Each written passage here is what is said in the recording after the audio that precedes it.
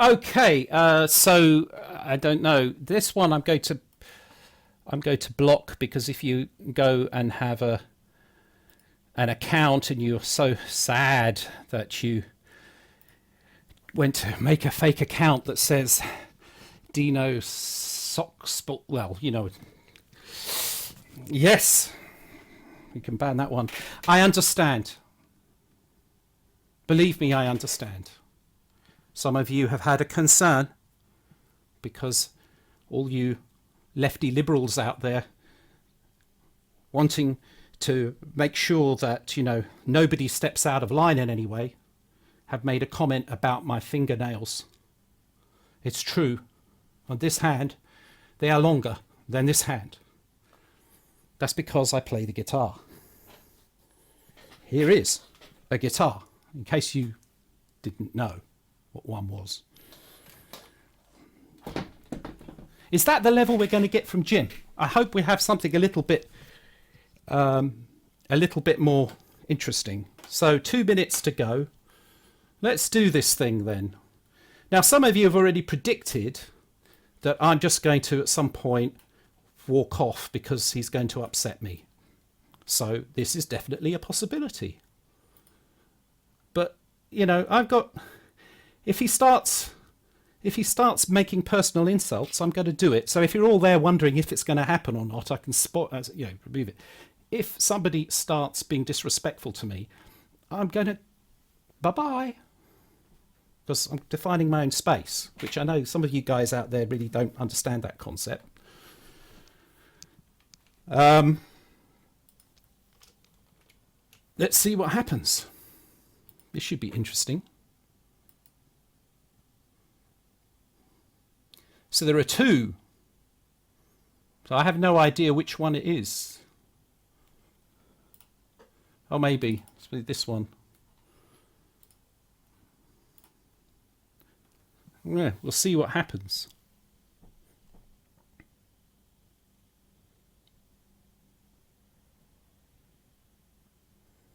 R.I.P. me. Really.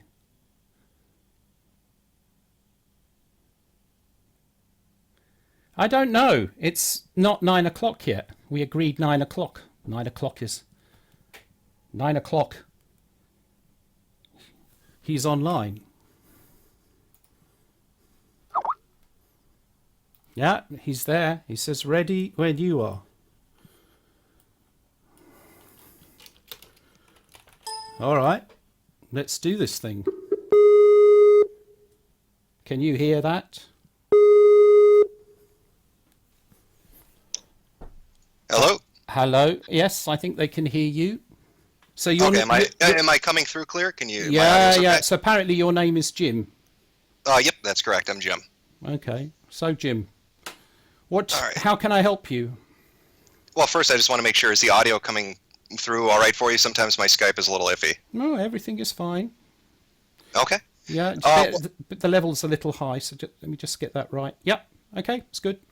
We're good to go? Yeah, the audience out there, I have to say, they're all waiting. They're like, it feels a little bit like, the Romans and the whatever, Well, they've come for bread and circus, yep. For a circus, yeah. Is this what you do? Well, no. If you remember, you're the one who initiated contact with me on Twitter. I know. I responded. Absolutely, I responded to a tweet of yours. So then, from there ensues a discussion. Before we even get into before we even get into your response to that tweet, let's talk about that tweet itself, because that seemed to be what grabbed your attention. Yeah, absolutely. That was a tweet to Sean Murray for the Twitter handle No Man's Sky. That was the dev's account that I was responding to. Yeah. I had made a 30-second video, and people can look on my Twitter if they know what it is. They'll see the video that I'm referring to. Basically mocking Sean Murray and implying that the reason that any update was released on the 27th is because it was one day before Cyber Monday, which is an enormous sales day online. People are buying products from online shopping stores and wherever they can get it, and that the timing was quite coincidental considering that he had been radio silent for about 3 months before that update and that information was released. And you seem to take offense to that. Well, I took offence to your treatment of the subject and the way you're treating a game developer. But let me just ask. It's like, what issue do you, because it's a bit difficult with those kind of like, shall we say, tabloid delivery of a position, is exactly what is it that you took exception to in that whole little story that you've described? What is it that I have? What's my umbrage with Sean Murray particularly? Yeah. Okay, No. well, Let's not get off track. I'm talking about the actual tweet itself. What in your tweet, that particular thing, because I think if I understand it correctly, basically, you took umbrage at the fact that they released the game, the patch, I should say, or the update. They released the update just before that important. We don't Sales have it day. here, but over because I'm actually in the Netherlands. So you're in America, right? Yeah. East It's or an West Coast? online sales. It follows on Black Friday, so it's the Monday after. Yeah, it's the Monday after. Yeah, exactly. So if I understand correctly, you took umbrage at the fact of the timing of the release. Well, yeah, if you want to understand why particularly I took umbrage with that and why I'm mocking Sean Murray, it would go back to his development cycle of promise after promise after promise of what that game was going to be, luring in a ton of people to buy his product, and then failing to deliver on any of that. Well, okay, but this is, we know that's a whole nother big story, right? But it's like we can't bite off too big a chunk, then we'll choke on it, right? So we just let's look at that. Well, no, bit. you're Let's look at that bit first of all. You're asking me for my explanation. I'm trying to give it to you. Sure, but I see Sean Murray as a con artist. Well, I understand that's when what you he think. releases his update a day before Cyber Monday. Yeah. I see that as just as him pandering to get more sales. I see that as not a genuine update of here I want to make it right by the consumer. I see that as how can I sucker more people into buying a product that has been panned universally by the people that purchased it and by reviewers for failing to deliver on the key features he said was going to be implemented on the original sales day. We know what the story is, and there are different viewpoints of that, but I just want to just put a kind of alternative scenario. Right? Go ahead. Because I know what you're saying, but like you're not a game developer, are you? No, I'm a customer. Right, yeah. So you've never developed a video game? Nope, never developed a video game. Do you know what's involved in developing a video game? Is it something special that's different from any other industry that delivers a product that they say is going to be like the product? If I buy a car and drive it off the lot and the brakes don't work, do I say, well, I can't take umbrage, they're just a car manufacturer? Yeah, there's a difference though, because the process of making a car is very different to the process of making a video game, which is why I'm asking. What do you know about the process of making a video game? What's different in the process of selling an honest product and selling what you promise it's going to be? Because in both of those industries, it doesn't matter at the point where you're selling to the consumer. Yeah, but point of purchase is different than development. But the point here is that if you understand what's involved in making a video game, then you'll understand what the motivation probably was behind certain things that you see.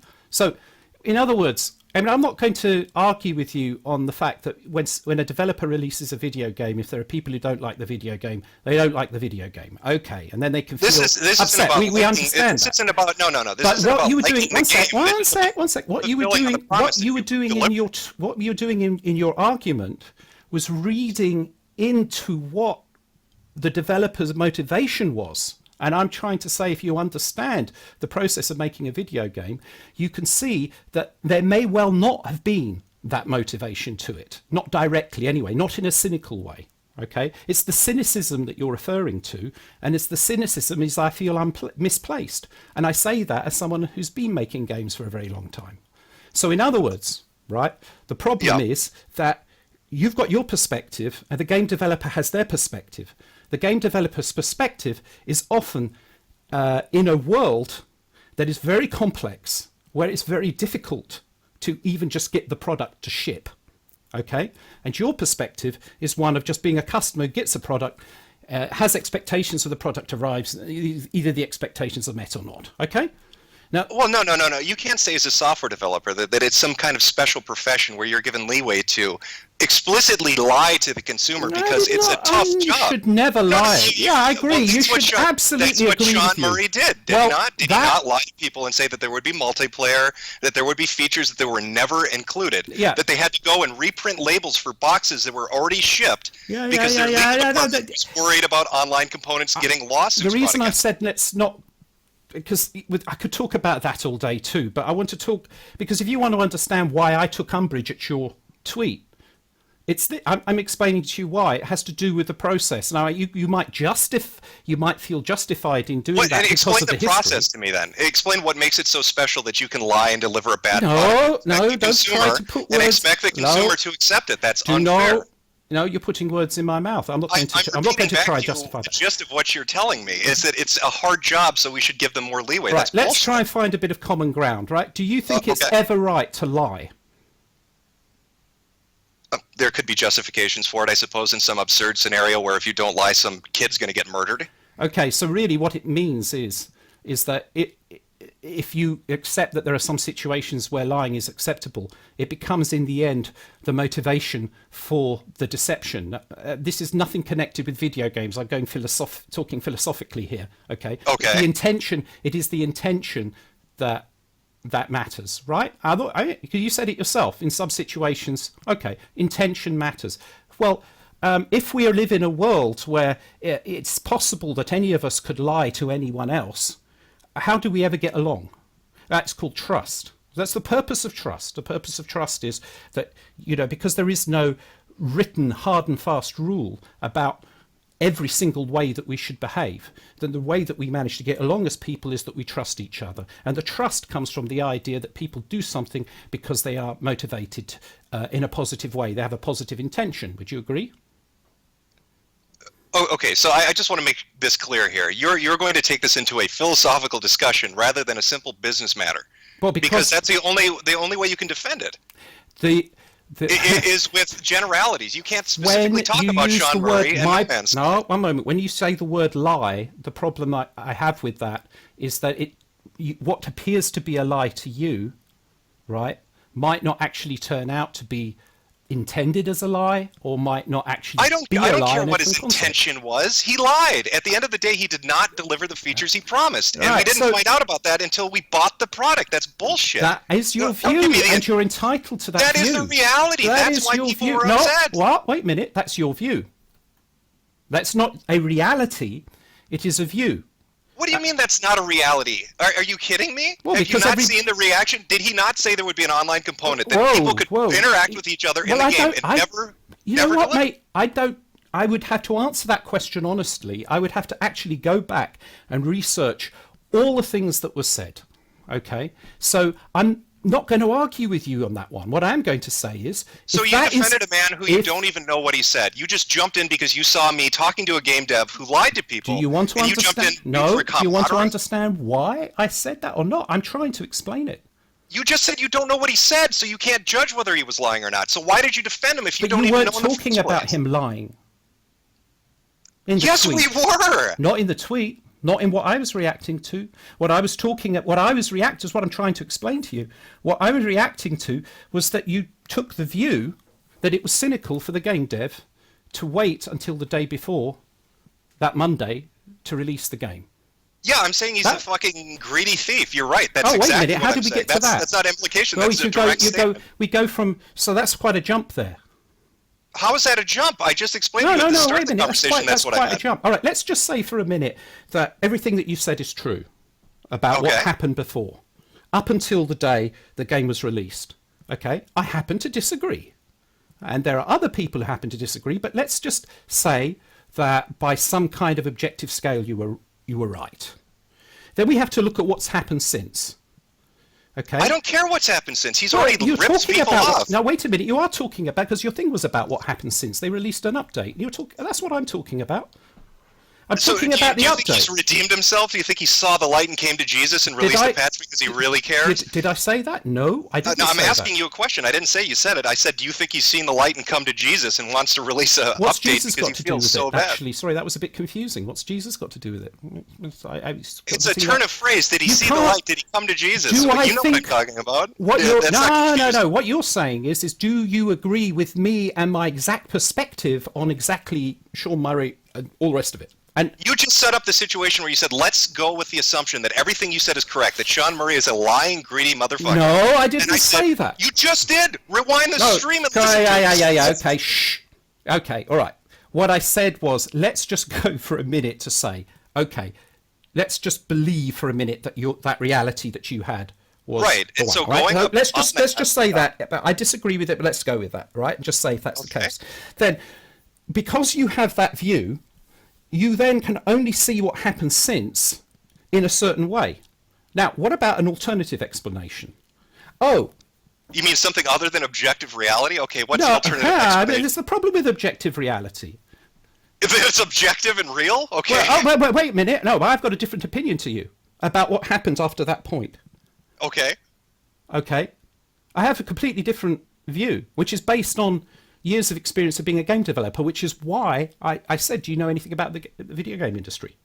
I don't need to know anything about the video Yes, you game do. industry. I'm You a do. If customer you're going to- purchasing a product. if I don't you're give a going shit to- what your rationale for releasing a bad product But then is. I'm don't the guy try- that gave you money for it. Then don't try to tell the developer what they were thinking or intending if you don't I don't understand. give a shit what Yes, they were you do, thinking or because intending. They're you robbing did. people by releasing a No, broken product. You do care because you put a value judgment on what they were doing. You are trying to say what their intentions I'm calling were. a thief a thief. Yeah, No. you're right. I'm absolutely calling a thief Sorry, a thief. Sean point of Murray is order. a lying thief. Point of order there. That was the bit that we just said, okay, let's draw a line on there and just go with the idea that that viewpoint was true. I'm talking about what's happened since.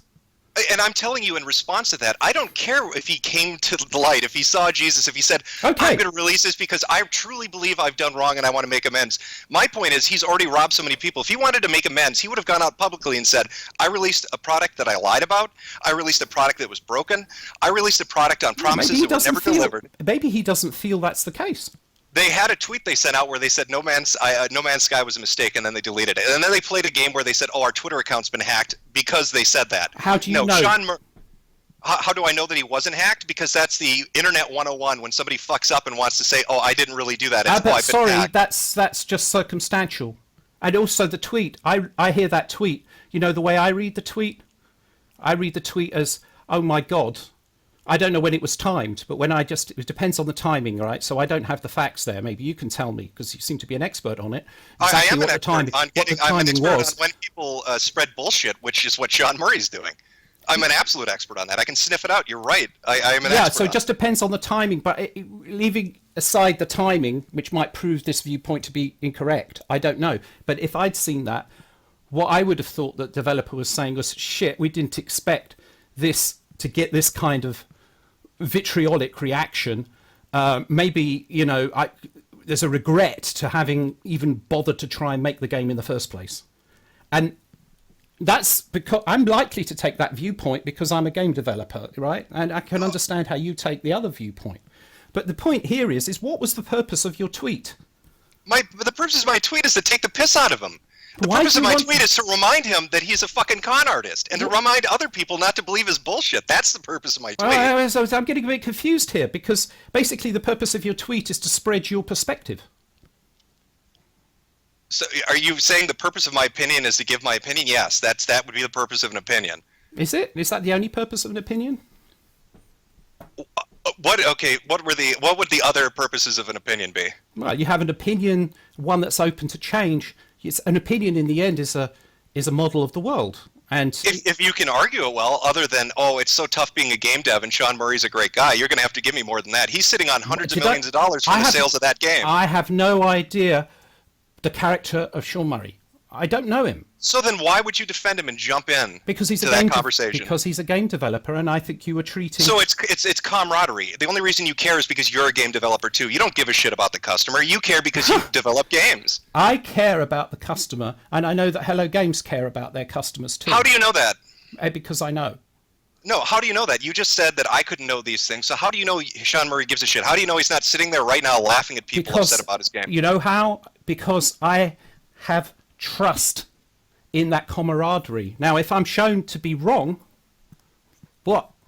But that's not the point here. The point is why the disrespect?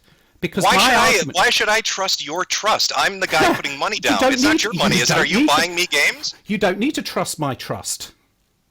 You're right. I get screwed as a consumer. You having faith in somebody doesn't make the purchase better. That's your view that you were screwed as a consumer, and we have to respect that.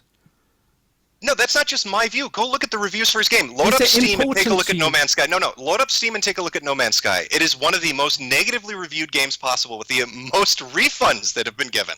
Yes, well, this is known. This is known, and it's very interesting because So then how is that just my because the opinion? game also has an audience. There are also people who love the game. Yeah, you've said this before on Twitter. You said, "Oh, it's got an audience." Well, like I responded to you, a guy taking a shit in the street has an audience too. It doesn't mean what he produced is valuable, does it? That is true, and I think I agreed with you, and I said that is true, but I'm not exactly sure how that's relevant here. My point is, you're trying to say because it has an audience, it has worth. That's bullshit. A majority of the people that No, bought the I didn't product were say upset that. with the product. I didn't say because it has an audience, it has. Well, that's what you're. That's what I'm you're saying implying. that You're saying it has an audience. an audience of people who like it. There are people who actually like the game. Do you understand that? Yeah, I understand Yeah, that. there are Yes, people who like there are the people game. that kept the game. Yeah, No, they like the game. No, Not just You wanna- not just kept the game. They like the game. Okay, There you are want to talk people- numbers? No. You want to talk numbers? Let's talk numbers. Why When No talk Man's Sky numbers? came on Steam, it had 250,000 So what? concurrent players. Seriously a minute, mate. 250,000, a quarter Seriously of a a minute, minute, mate. quarter of What a million. the hell do the numbers matter? Just for the moment. You want to talk numbers about people liking the game? It had 250,000 I people wasn't playing it when talking it came numbers out. about people. I just said there are people. I understand. Why do you want? 250,000 when it came out. It's got 3,000 now. Why do you want It to lost talk numbers? 247,000 Why do you people want playing to it. talk numbers all the time? I'm not saying Because it's I wanna show wrong. you- I want to I know wanna your show- motivation. I want to know your motivation for the numbers. Not That's saying what that I'm it's trying- wrong. Why? That's what I'm telling you. Let me finish. Okay. A quarter of a million people were playing it concurrently when it launched. Now it's got 3,000. 247,000 people stopped playing No Man's Sky just on PC, just on Steam as a platform. If you want to say people liked the game, let's put that idea into perspective. 3,000 out of 247,000 liked the game. So why? The point here is that even if that's true, what right do you have to go around accusing the game dev of doing anything but their best? And What right do I have to make a judgment call based on behavior of a person? Every Based- right, just like what- anybody else.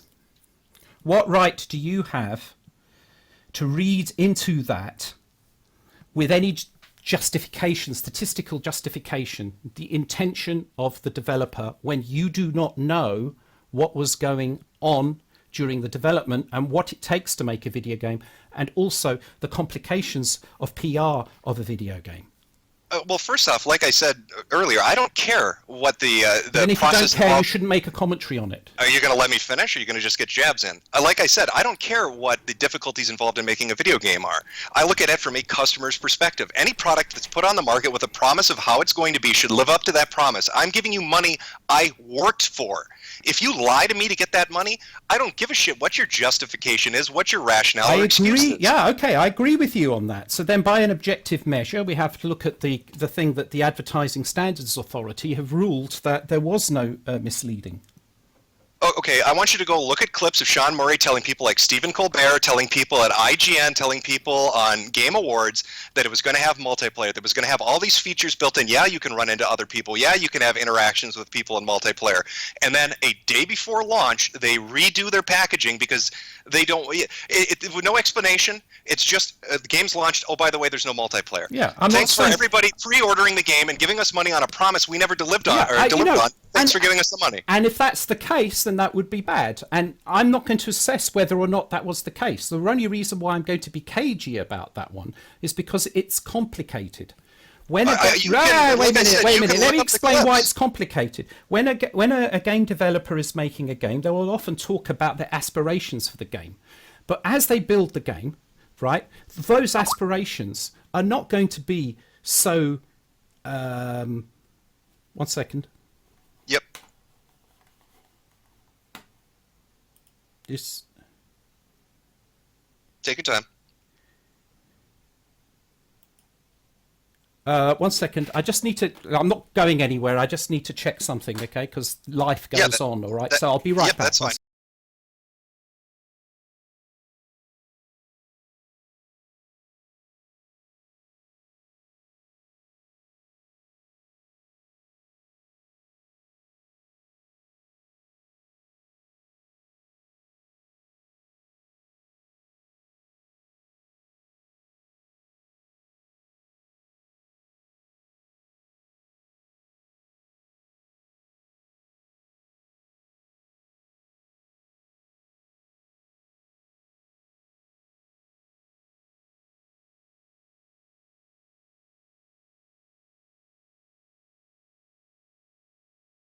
Hi, you still there? Yep, I'm still Yeah. there. Look, so we're going a bit around in circles, okay? So look, can I just sort of set the motivation for my response? Could you at least understand where we're coming from? I understand where you're coming from, okay? From the point of view of a customer who felt that they were misled, okay? Yep, If go we, ahead. if we want to summarize it, okay? You felt you're misled, you buy the game's disappointing, you think that you're not alone and that there's a majority there. I'm not saying you think because there's a doubt in your mind, or I'm just saying it's what you think, right?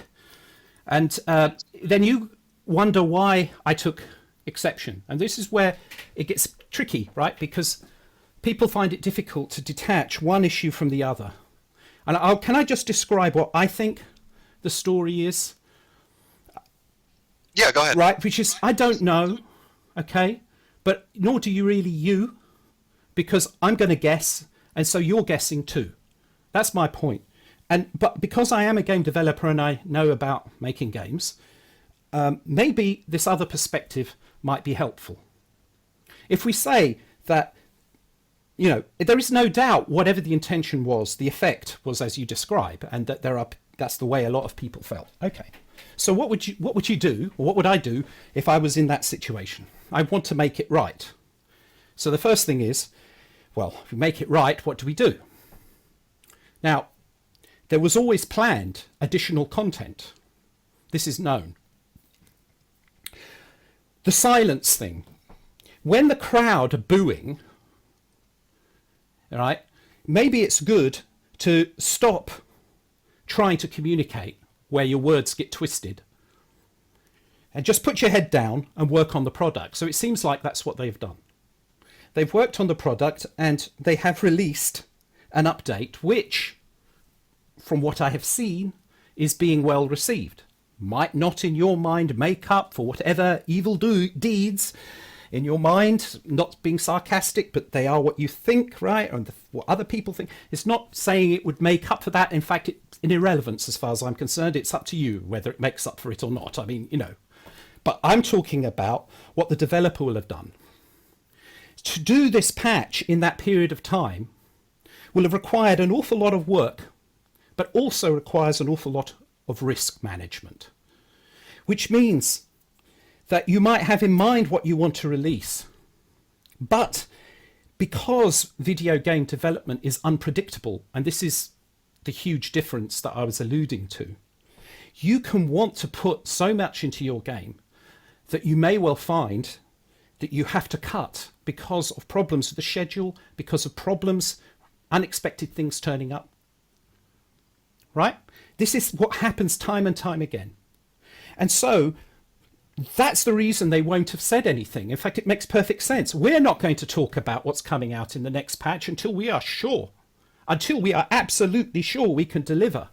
In fact, the best way to do that is not to say anything until we have the gold master, because I tell you that in game development, it's like that. There can be the situation, every game dev has been through this, the situation where at the end of the project, just as you're about to ship, you have to cut a feature. So if you really, really, really want in game development to never suggest or even hint at a feature unless you are 100% certain you can deliver it, then you need to wait until the day before you have that master. And that master has to come weeks before the game hits the shelves, generally. Although in this case, it's an update, so it can be very fast. It's not like it had to get into the stores. So in fact, this case, it would be a short time.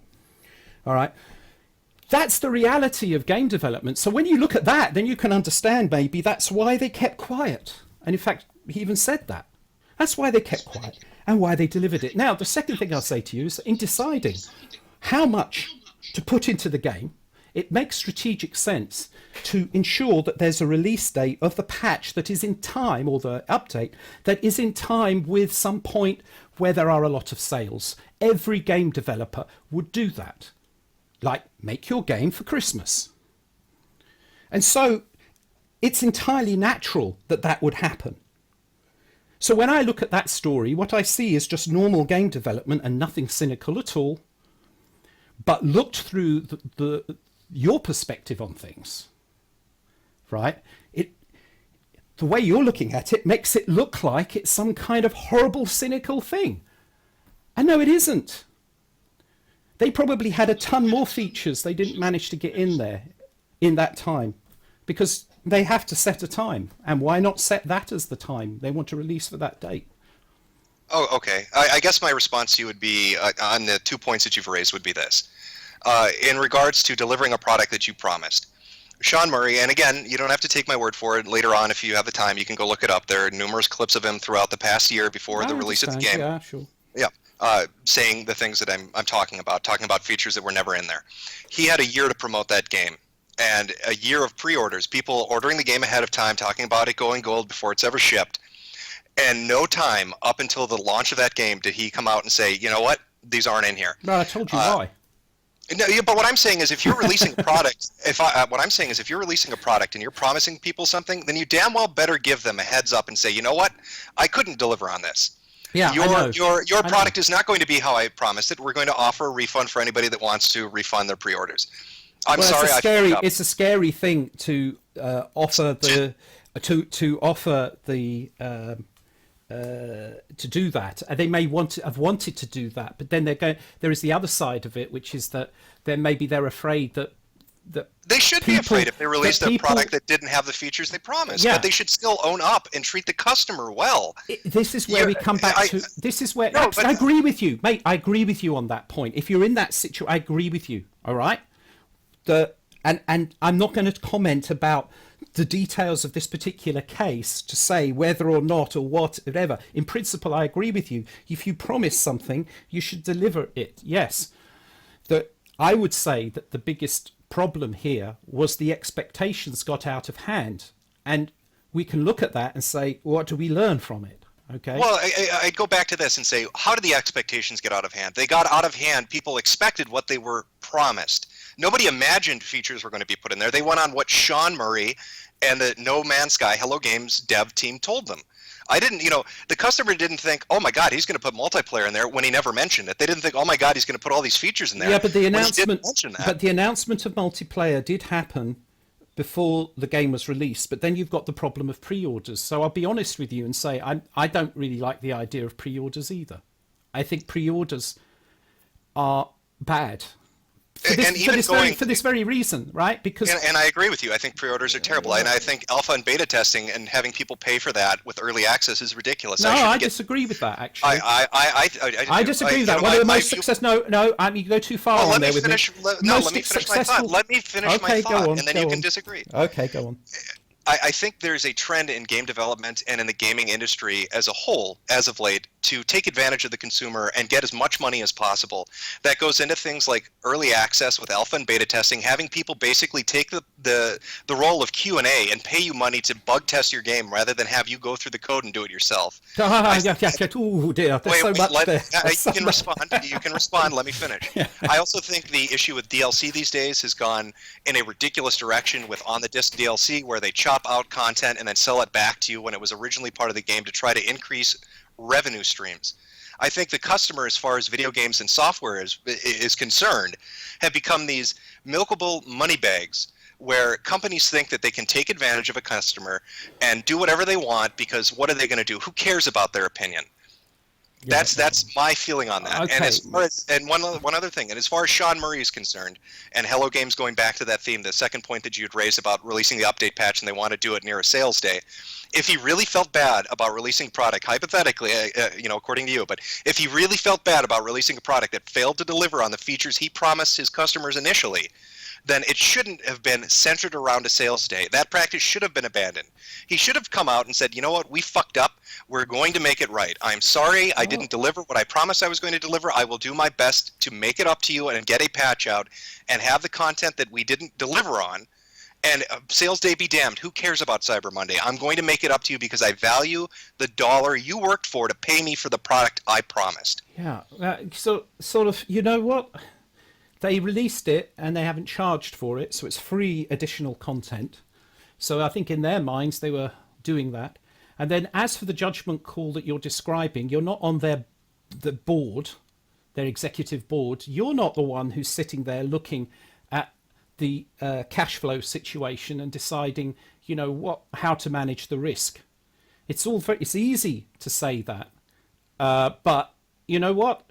If the biggest sin in trying to fix the situation is to time the release of the update to an event where there are big sales, to a holiday or whatever, then that's pretty small beer, isn't it? Because the update is free. Okay, how do you think the customer feels when they've been waiting for 3 months to get the game that they were promised, and then he only releases the update when a sales day comes by? It makes you feel like shit. That's the problem, is that you're saying only release. It's not like they had the release there in a bag and they've been waiting 3 months. They had to. He could have waited 2 days. They had to waited past the sale, couldn't he? They had, yes, but that was the time that they aimed to do it, probably for financial reasons. That's what I'm saying. He did it for financial reasons. Doesn't mean make it get it straight, mate. Financial reasons a lot of the time doesn't mean buying a new car. It means surviving.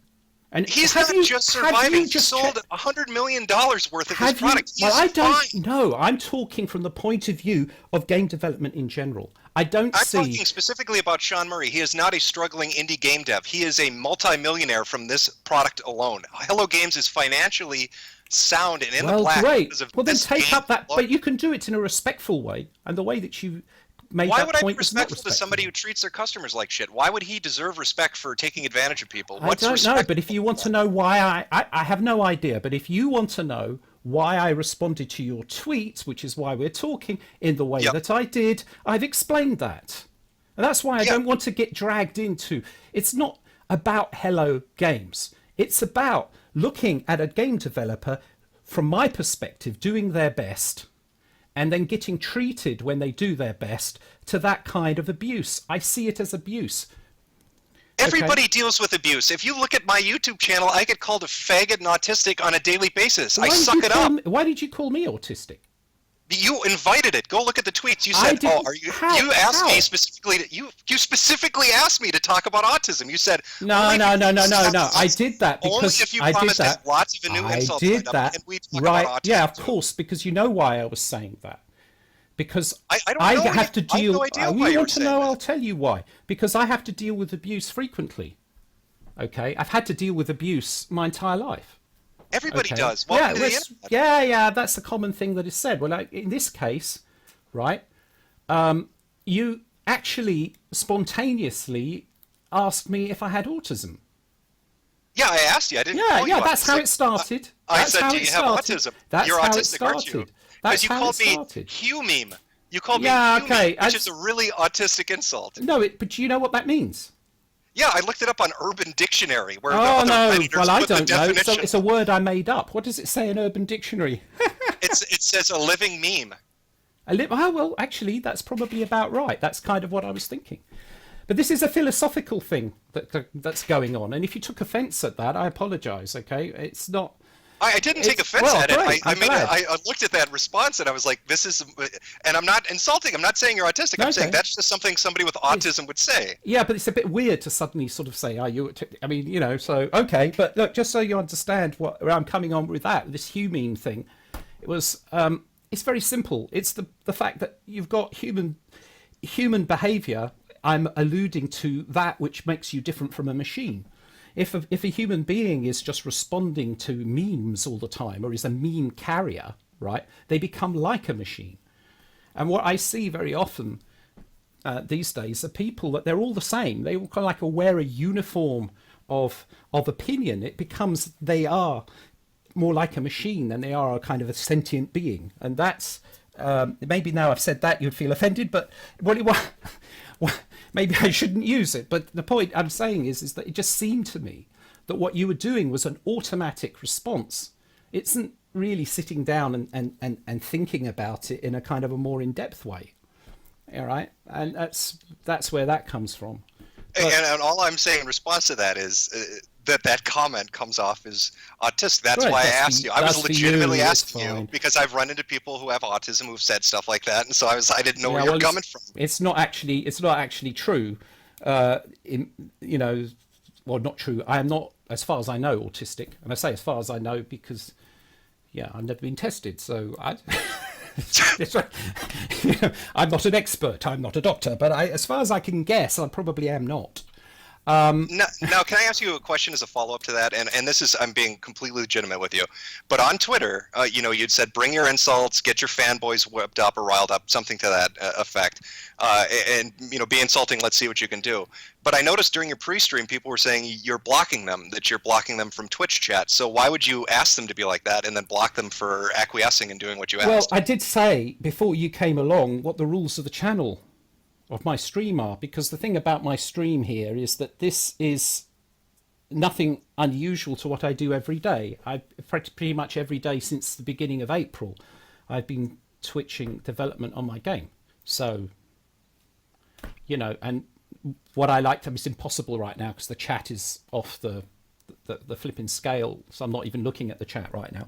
But there's one rule, which is just be respectful. Now, you might ask, why was it I was asking for that? Well, that's because it's a way I learned to deal with this. I mean, frankly, you came across, on Twitter, you came across as being somebody who was just out to insult me left, right, and bloody centre. And in fact, actually, you kind of went for the jugular, didn't you? And so if that's what you want, we could always ask why, but if that's what you want to do, then who am I to stop you? I mean, why should I try to stop you? Well, it wasn't that you were trying to stop it or, anything like that. I wasn't, exactly. I was bringing it on.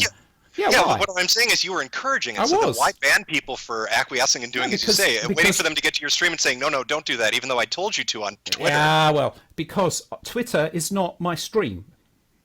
Well, we weren't even supposed to technically be on your stream. You agreed No, to I come know, on. but I didn't trust you. Not when you started arguing the toss when I was saying I'd get back to you at 8:30 and that we can arrange a time then.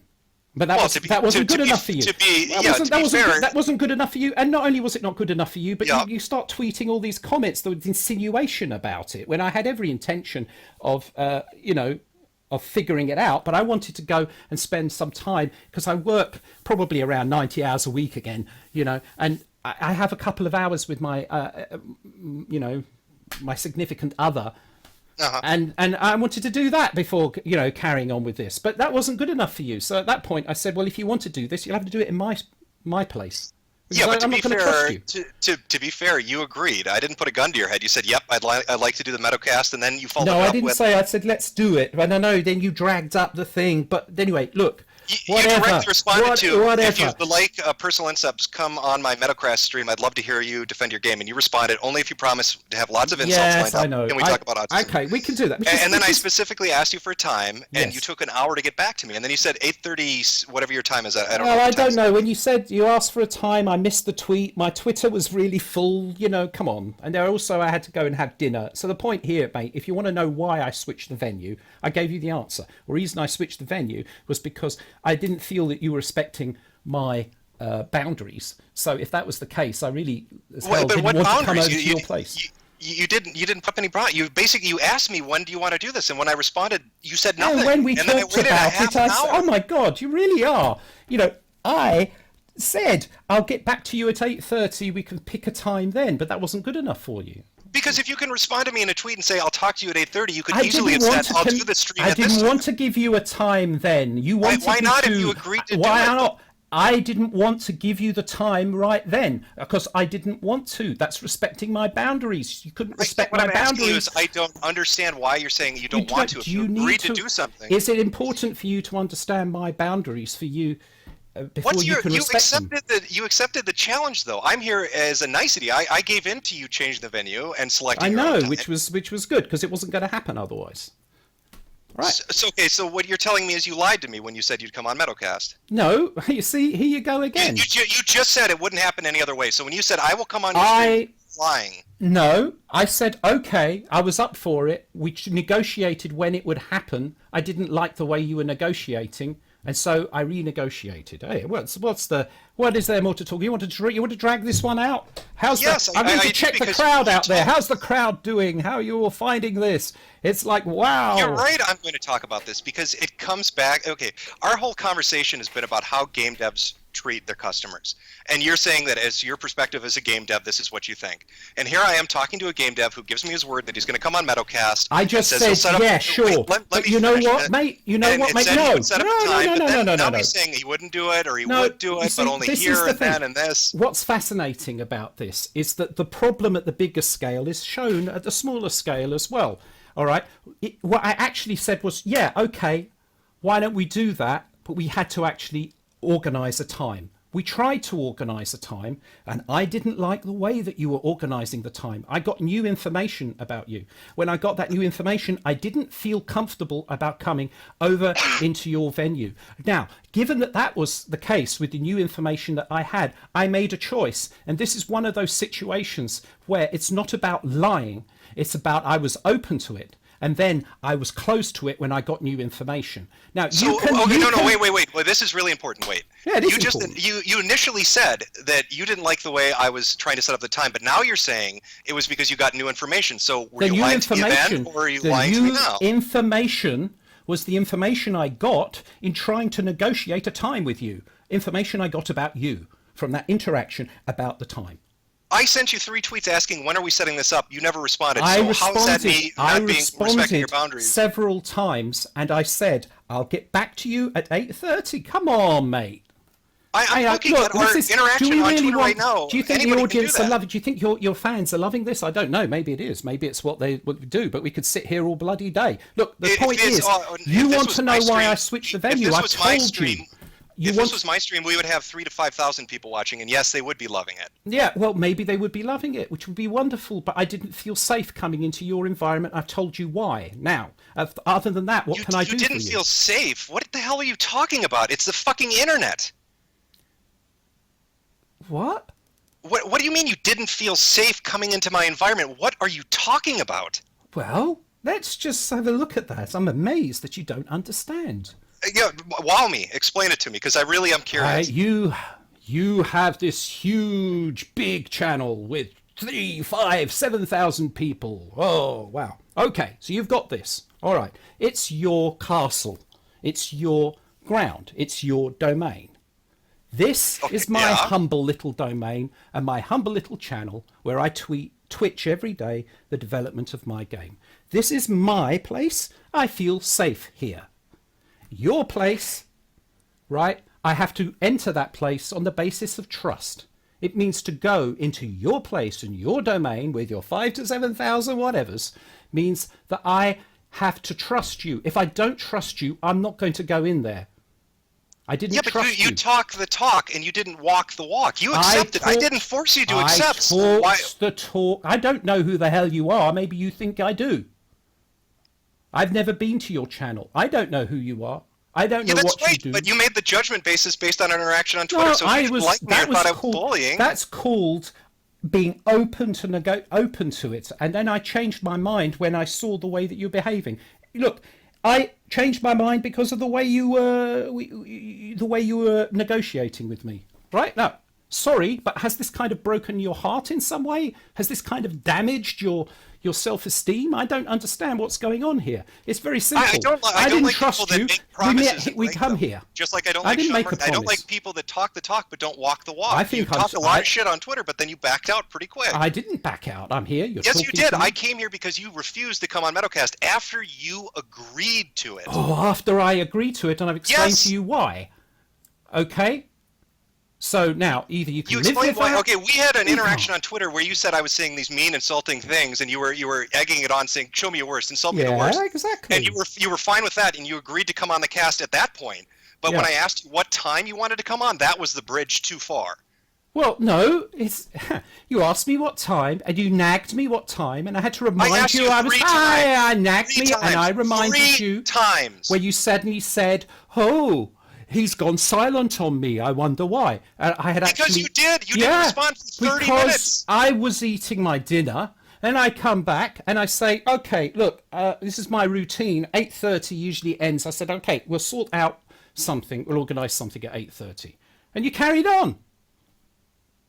And I carried told on you asking this. you. I You know told what? No, you let's this. read through it. You can bring it up on your This screen. is dead Bring up screen boring, share. isn't it? I mean, come on. I mean, this is No, what is it's this? not. It's like, It goes to your what is character. this? It's not dead boring It at all. goes to Bring it my up. Bring it up on character. your stream. What you can do show it you to the know? people. What do you know about my character then? I know about your character based on what you present, and you presented a lie. So bring it up on your screen and show the people watching.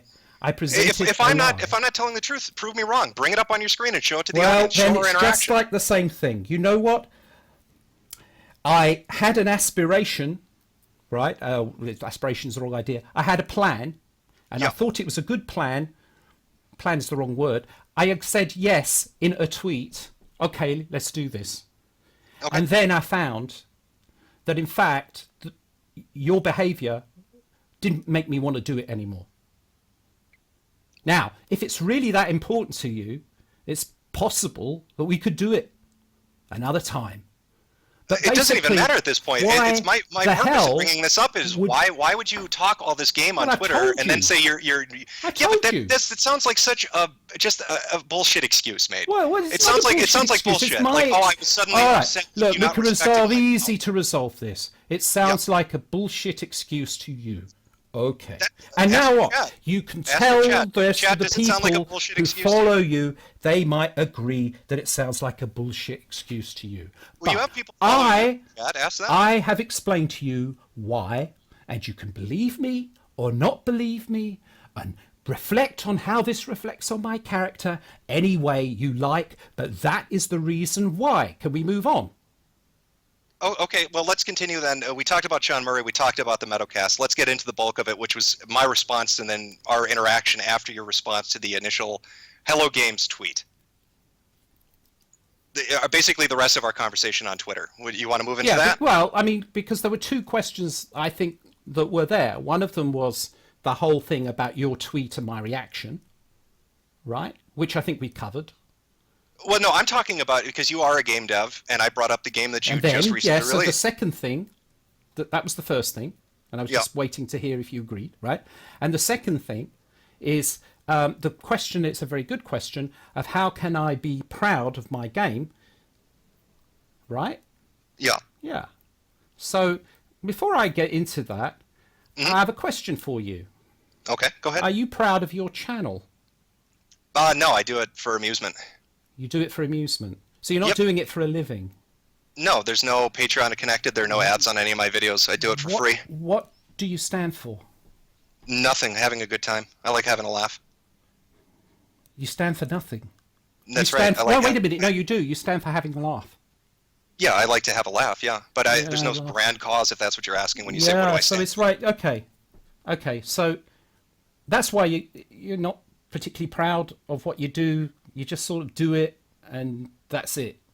Well, who takes pride in shitposting? It's just shitposting in video form. Oh, so is that what it... So it really is. It's just shitposting. So you just post... Okay, so that's what you do. Okay, that's not what I do. Yeah, I shitpost. I shitpost videos. I shitpost on Twitter. That's how I find amusement, yeah. Yes, how you find amusement. Yeah, that's right. Yep. Okay, well, that's fine. If you find amusement that way, that's great. But, you don't even try to be proud of what you do. That's fine too, if you don't want to.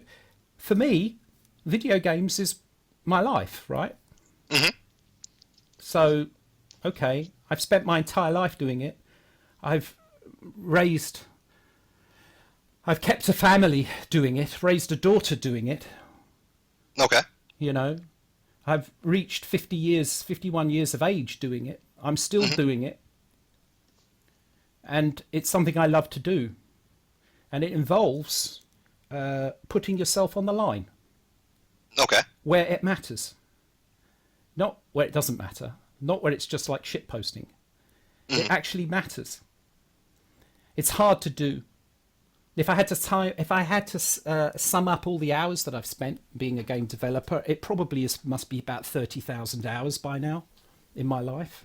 Well, yeah, work is hard. Nobody's going to argue with that. Yeah, work is hard, but this isn't like making washing machines or cars. How do you know? Have you ever worked in a manufacturing plant? Well, you know what? When you make a video game, there is a lot that is similar to that, but it's not the same. This comes back to the thing that I was saying before, because it's also a creative thing. It's where you put a piece of yourself. If you go and talk to any indie game developer, that are doing it. Well, there are two kinds of indie game developers. They're the ones who are doing it because they want to. Well, it's difficult to explain really, but you can make video games as a job, and you can make video games as something more than a job. It's like if you ask somebody who writes books, for example, if you ask an author, a writer, why they write books, they're not going to tell you that they write books for the money, right? They write books because they put a piece of themselves into it. And that, in indie game development especially, that's what you do. But regardless of, how it is for anybody else, for me, it really is exactly that. Because I started when I was a teenager, and I have, put my entire life and soul into it, and I've made games. I've always been an indie game developer. I was an indie game developer before indie games was a term. Okay. First game I released commercially was 1980. Right? Yeah, I looked up your background. You released a good amount of games on, like, Mega Drive. Was it Amiga? It was on the Amiga. It was Kickoff, right? Yeah, and then it got ported, yeah? Well, Kickoff, and it was Kickoff 2. Some of the people who kind of like, I think it was somebody who was following you, he was tweeting, he was saying, oh, well, I don't know how I think anybody who decides to make a soccer game is like, that's the end of their career or whatever. And, well, actually, over here in Europe, that might be the perspective of someone over in the US, but, I'm from Europe, right? So in Europe, well, actually, the big news is that the most popular sport in the world is soccer. So really, I don't know how this is supposed to pan out. But anyway, no, I know you guys over the shit like FIFA and all that stuff. I know it's a big European thing. Games sell really well. It's all over the world: South America, Australia, everywhere. The only place. Well, when I said over there, I meant not America. Yeah, not I America. look at it as like America and then not America, which just exactly. everybody. I mean, the only country where soccer is not and absolutely is part. Actually, it's more in the same way as some sports are the life and blood of your country, right? Soccer is football, as we call it, is the life and blood of cultures all over the world. It's the single most popular sport in the world. But I made a game for that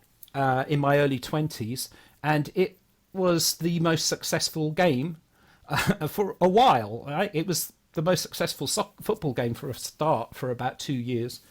But it won major awards and so on. So it's like, okay. So the only reason I mention that is because it's like, well, I wouldn't be able to do what I have done for so long if I didn't take pride in my work. And this comes back to some of the things that about the way that devs get treated sometimes, okay, by certain groups and so on.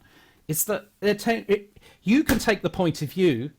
What certain groups though? So come on, there is. No, I'm asking you because I don't know what you mean. Yes, you do know what I mean. No, I don't. I'm asking you to explain. Maybe somebody in the audience doesn't. Okay, all right. Well, there is a toxicity that has developed among gamers. Okay. All right. It feels somewhat fascist in the way it's working. It's tied into things like Gamergate. It's tied into this SJW thing, which annoys the hell out of me. Just the way that you can take 3 words which are positive and try to turn them into a negative.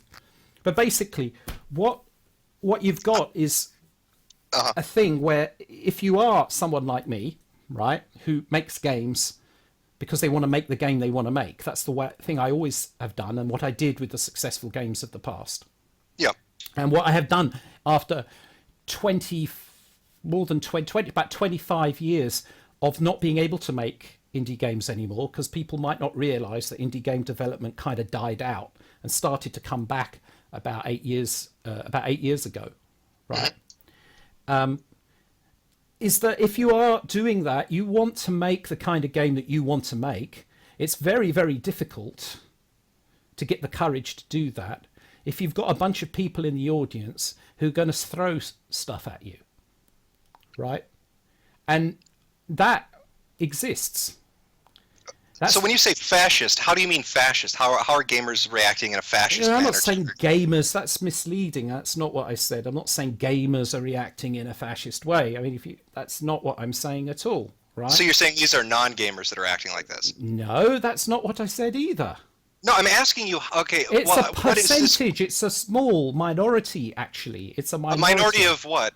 of gamers. A minority Okay, so of gamers. you're But if you saying say, gamers are acting like this. How are they acting fascist? well, because through their actions they're trying to dictate what kind of games can be made and what kind of games can't be made, and how they should be made, and when a game is declared finished or not finished. How are they doing that? I mean, give me an example in relation to Come your on, product. I'm not going to go. I'm not going asking either you see it or you don't. I mean, if I can't, it's I'm not. asking you to explain it to me. So, in relation to your game, how are they acting in a fascist manner towards you? I'm not talking about my game.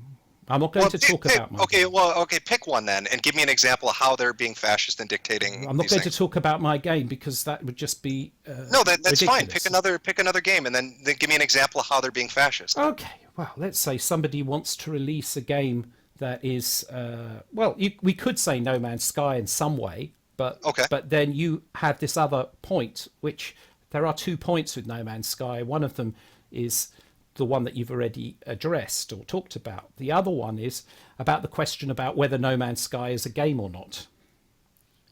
So Okay. there are certain games like walking simulators or whatever, right? You know, that games which are not treating the medium in exactly the way that we're necessarily used to. So outliers.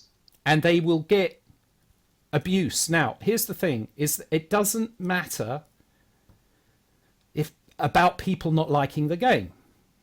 Okay, even my game, if people don't like my game, that's fine. Right? There's a lot of misconceptions about the relationship between me and people out there. I've been accused of blocking people who don't like the game. That's not true. I block people who insult me. There's a big there's a huge flipping difference. That's fine. But in relation to this, okay, so you bring up walking simulators.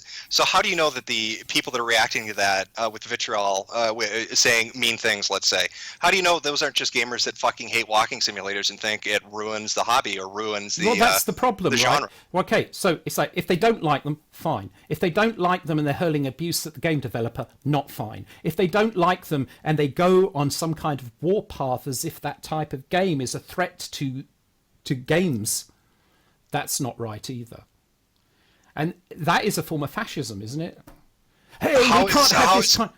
How is giving your opinion on something fascism? Ah, wait a minute. There's a big difference between just giving an opinion and intimidating and attacking people. Let's take Phil Fish. Huh? How about Phil Fish? Yeah, let's talk about Phil Fish. Talk about Phil Fish. Nobody likes to talk about Phil Fish. Well, I'll talk about Phil Fish all day. I love to talk about him. Yeah, I'm sure you do. What do you think about Phil Fish then? I think Phil Fish is up his own ass. Okay, goodbye. You know, I mean, come on. The first thing that you could say, the first thing that you can say, is an insult. I was so hoping you'd come out with something a little bit more classy than you asked me what I think of Phil Fish. Now, all right, well, you could him as an individual, and I gave you a real assessment of what I think. It's true. There was an ambiguity there, but it would have been really nice if you talked about the story. But that's not. You didn't ask me about the story of his product. You asked me about what do you think of Phil Fish? Yeah, Phil Fish. That's not the name of his. It's true. Okay, I accept that. Let me rephrase the question. What do you think of the story of Phil Fish? It's kind of a bizarre. What do you mean, like the story, like the recent events in the news, or what do you mean, like him as an indie game dev, or what exactly? What happened to Phil Fish? Well, that's what I'm trying to get to. Because we can talk about Phil Fish the person. And we could talk about the story of Phil Fish. Like, okay, but give me a rundown of the events then. Where did Phil Fish go wrong? Tell me. I think that he let his ego get the best of him and became adversarial with his consumer base, and that led to him imploding on Twitter and saying he wasn't going to do a sequel to a game, and antagonizing people that were potential customers, and basically that was bad business. That's what I think of Phil Fish. Well, actually what happened, as I understand it, because everybody has their own understanding, and that's one of the things, isn't it, which is probably terribly boring to some people, but there are multiple perspectives, and so it's never just that easy. I mean, it's quite easy just to sort of rail on a person and say about them, right? Or me, as you did. You go and look at some statistics out there. Well, of course, I understand now you do it because it's a game. Well, okay, it was a game. Very good. I mean, we have to question whether the game is actually helping anything or not. I don't know, but you know, you basically reduce me down to a Metacritic score. You know, it's very easy to do that. I mean, you can just say that about Phil Fish, but there's a really interesting story behind it. And in fact, the actual about problem, Phil Fish or Metacritic? What are we talking about? The problem was Marcus Beer. Oh, okay. Give me your rundown of the Phil Fish story then. As it you relates don't to know? Marcus Beer. You don't know about Marcus Beer? No, I'm asking you to give me you want to tell me this, so I'm asking you. Yeah, I'm just wondering if you know. Go ahead and give me your rundown of what you think Marcus Beer, how that relates to Phil Fish's attitude. Do you know? I want to know what you know about it. Do you know about Marcus Beer? Who Marcus Beer is? I'm a complete virgin. I don't know anybody but Phil Fish in the world. I've never heard of anyone else. I consider me tabula rasa, buddy. Oh so my God, that's disappointing. I'm actually curious if you know who Marcus Beer is. But Marcus Beer is a journalist or commentator, and he did a video. A video recording for some site or whatever, absolutely railed upon the guy, insulted him in the most vile way, apparently, and not just him, but another guy whose name I forget. Apparently, the reason why was because he wouldn't express an opinion about some Microsoft deal with indie devs. Okay. And right, and that is what sparked it off.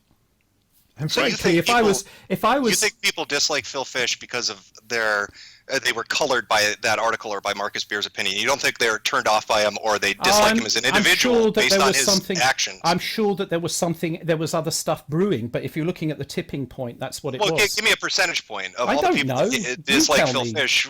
How many dislike him based on him? You have the figures.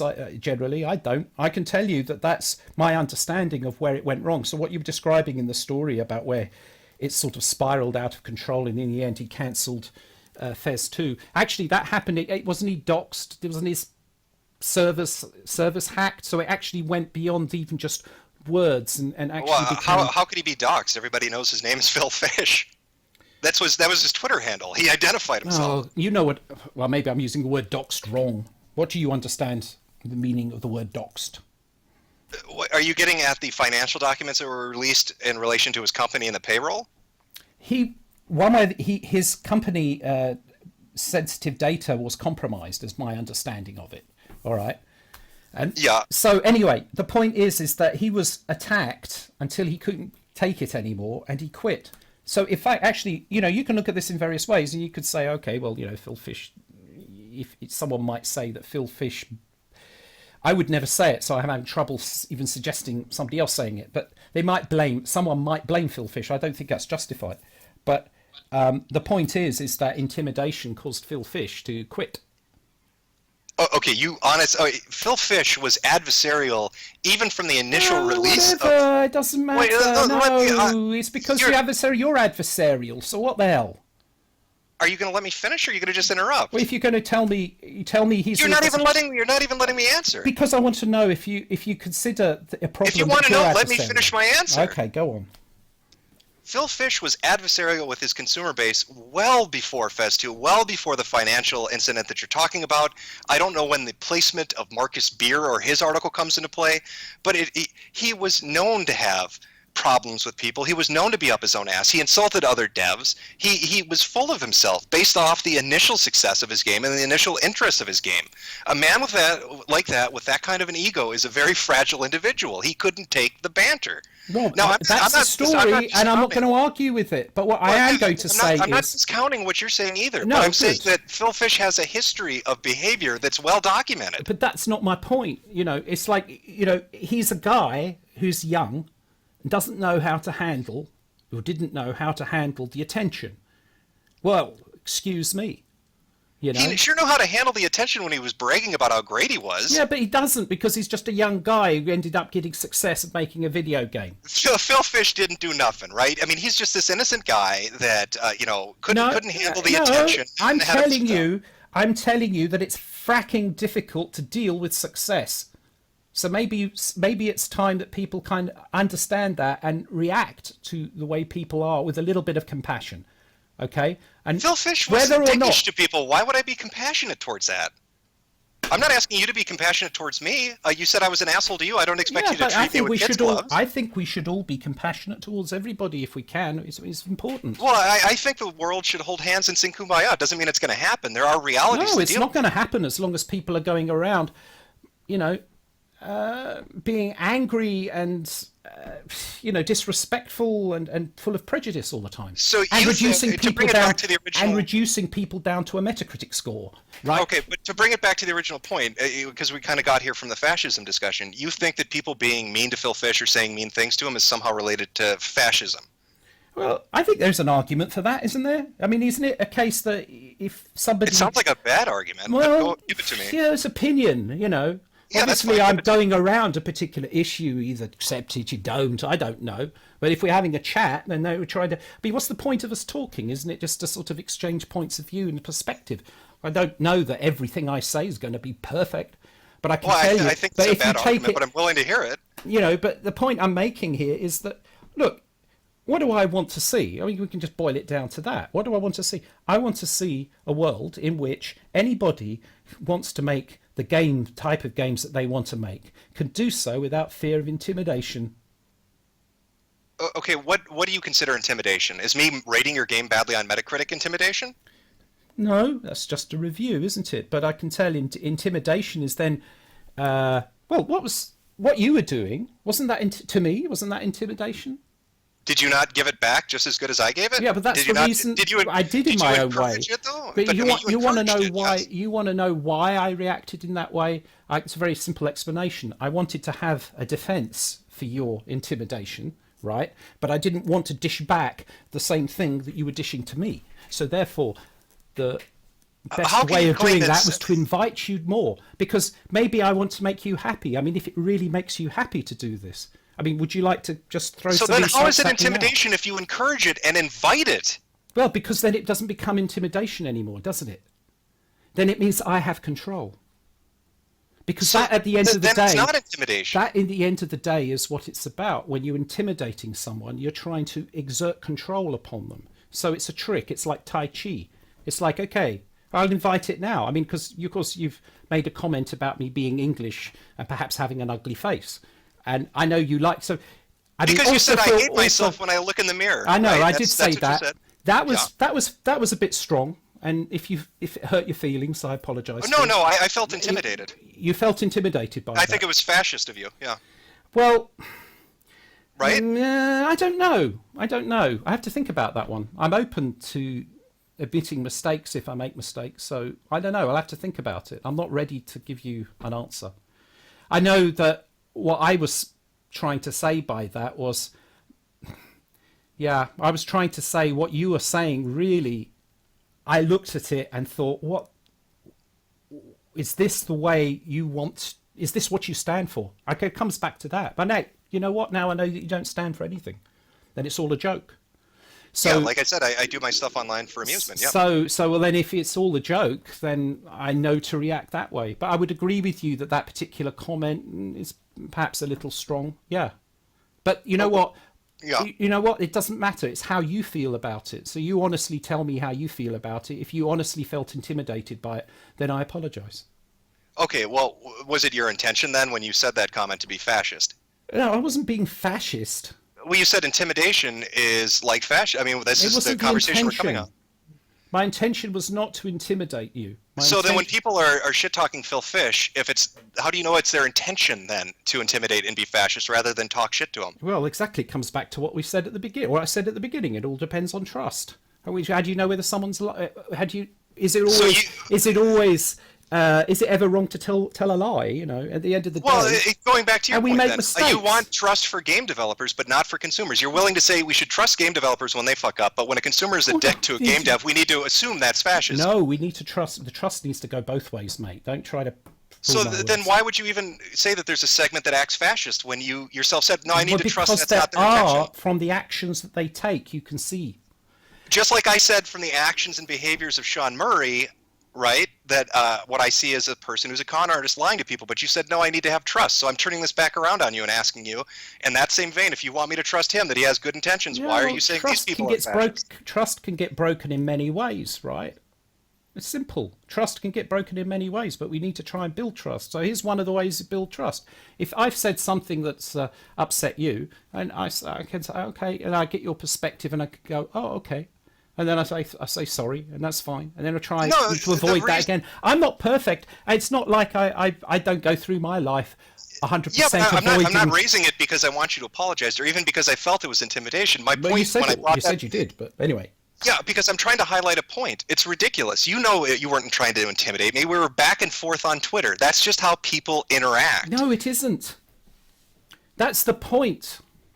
Is that it matters. It matters. You can't just... Because there's a whole bunch of people out there who think it doesn't matter, that it's okay. You can say whatever you like. You can accuse people of anything. If you don't like what somebody has to say on the internet, you can block them, you can mute them, you can ignore them, you can walk away, you can talk to somebody else. There's nothing keeping you from having that conversation. You can't say, I am intimidated by this person saying this. But if you're a game developer, hit a button and make them go away. That's an illusion. If you're a game developer these days, you have to interact with the internet. You have to work on building a relationship with your audience. And that is what, gets damaged when you've got a bunch of people in the audience shouting down what the game developer is trying to do.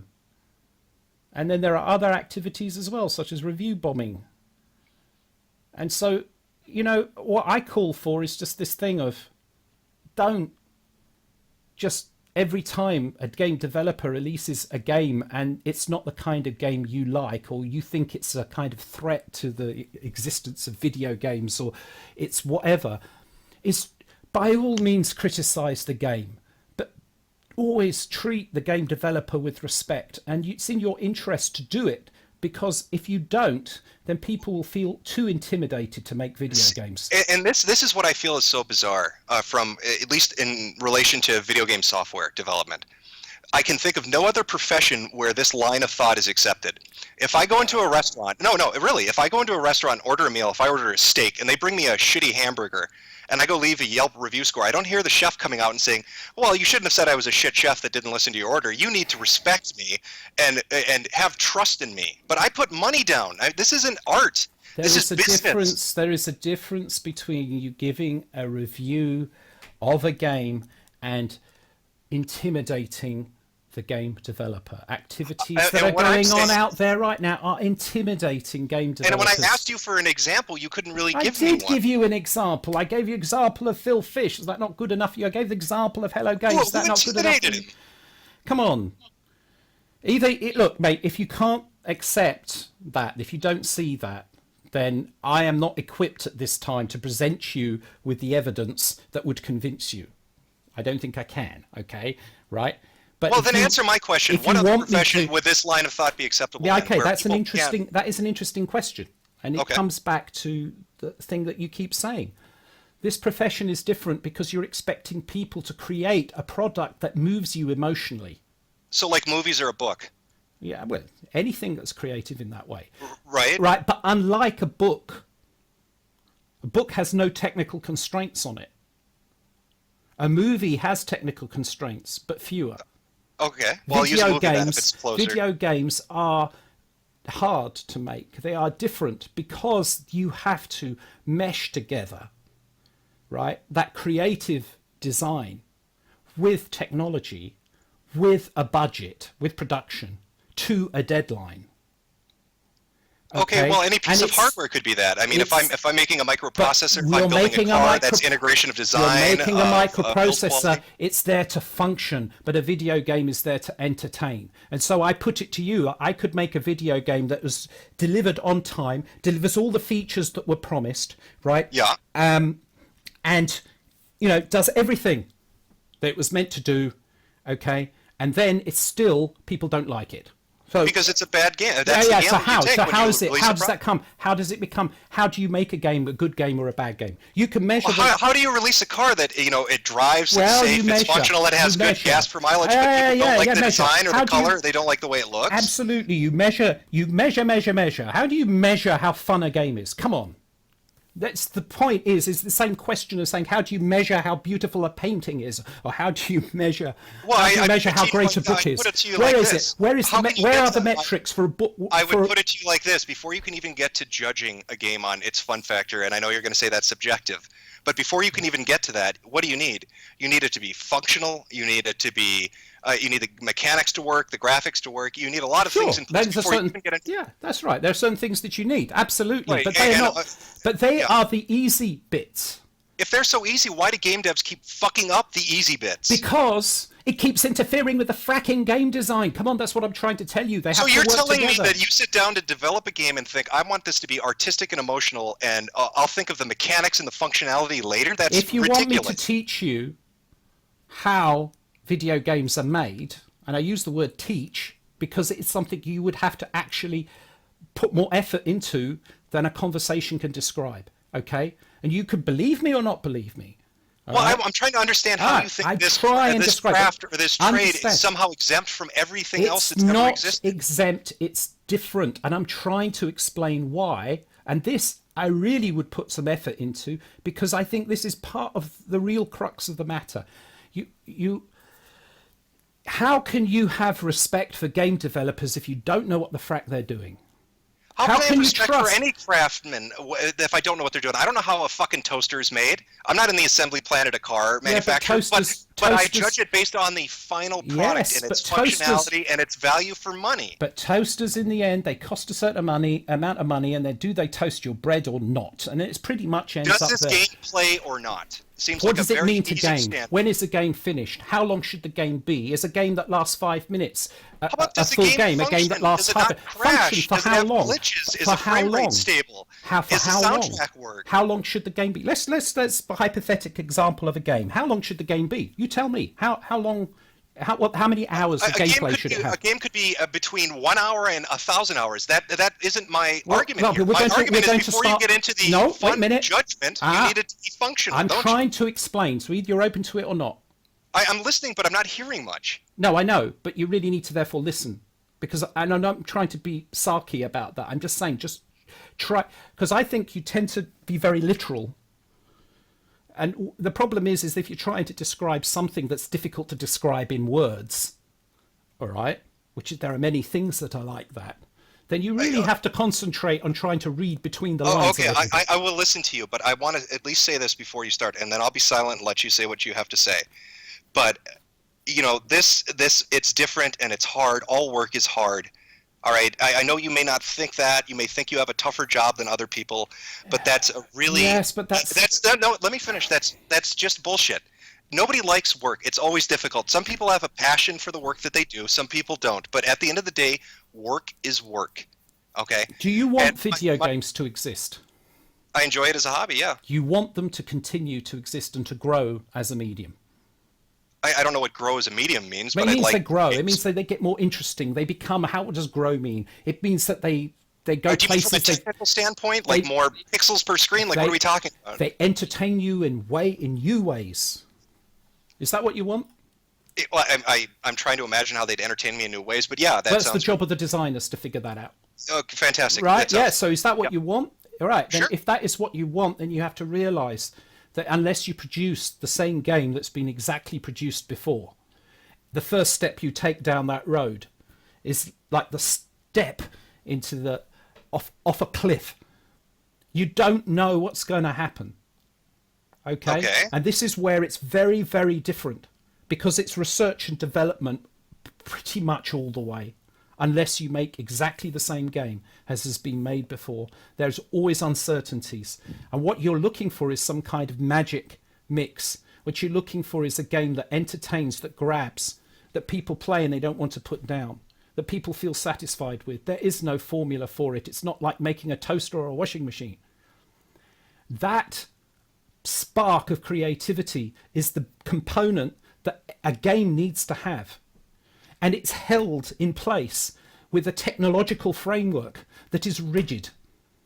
And it's hard as hell to make the two things work together. So if you want to understand why video games are difficult to make, it's because of that. You've got the fluffiness Your I gameplay, disagree with you your disagree point. with it, but then, okay, disagree. No, with your point that other industries don't grow. You don't think cars have evolved? You don't think new features have Yes, been they implemented? grow, Better but they're engines have been entered? You different. don't think they walked off a cliff when they thought, I'm going to implement this new design feature and hope that people But like it's it? different because you're talking about the difference between creating a product and creating an experience. Come on.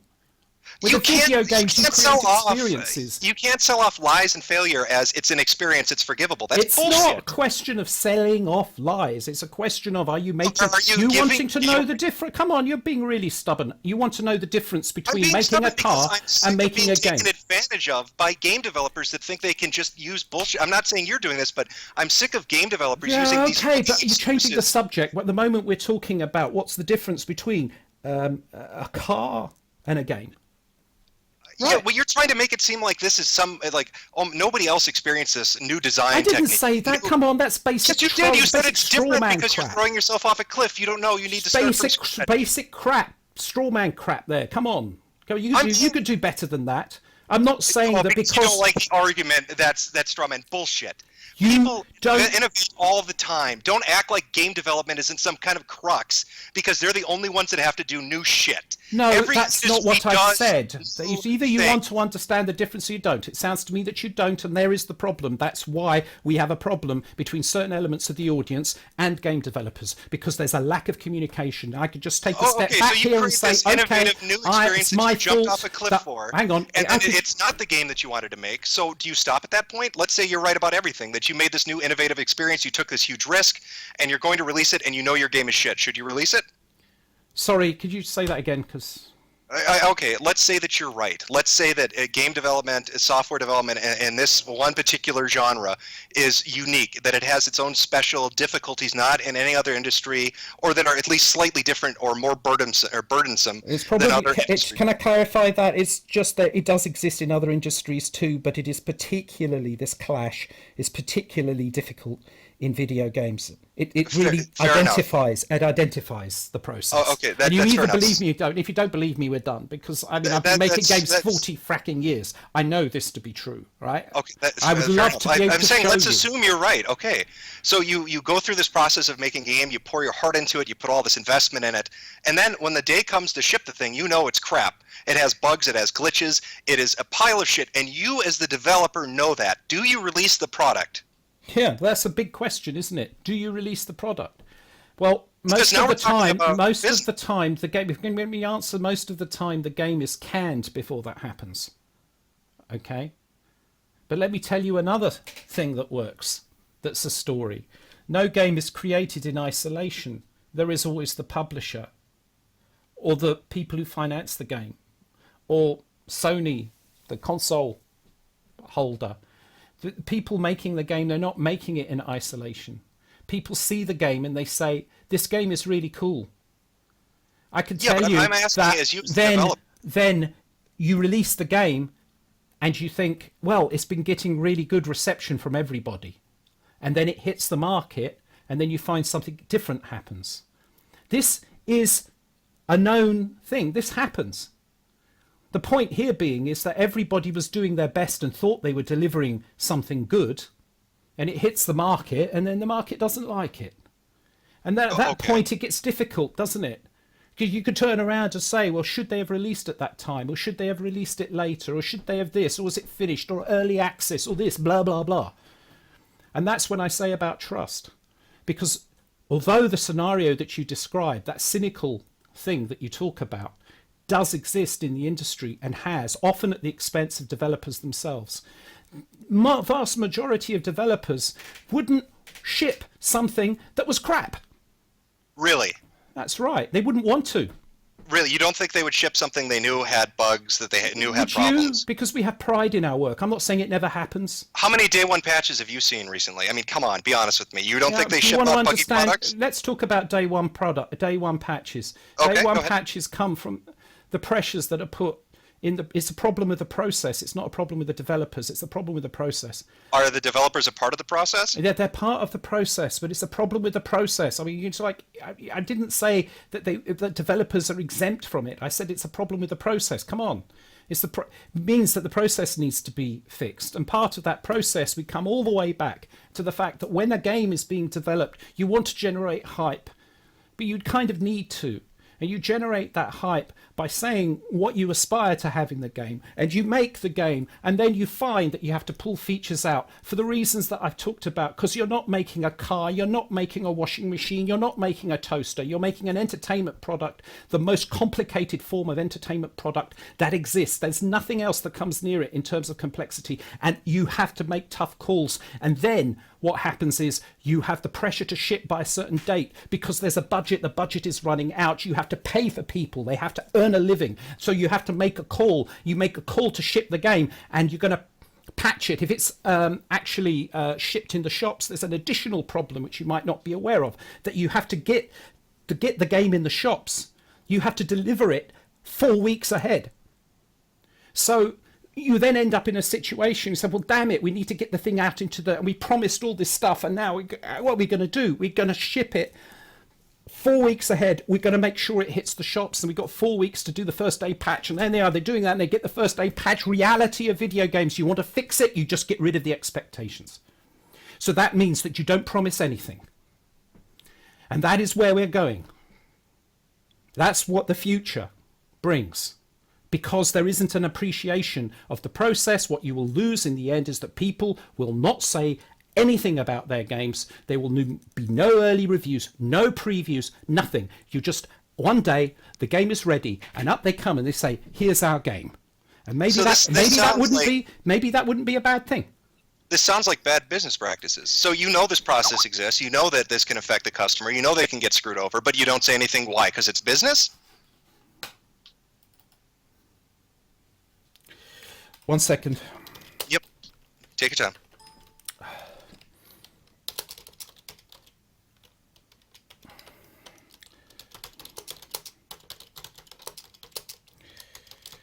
It's publisher.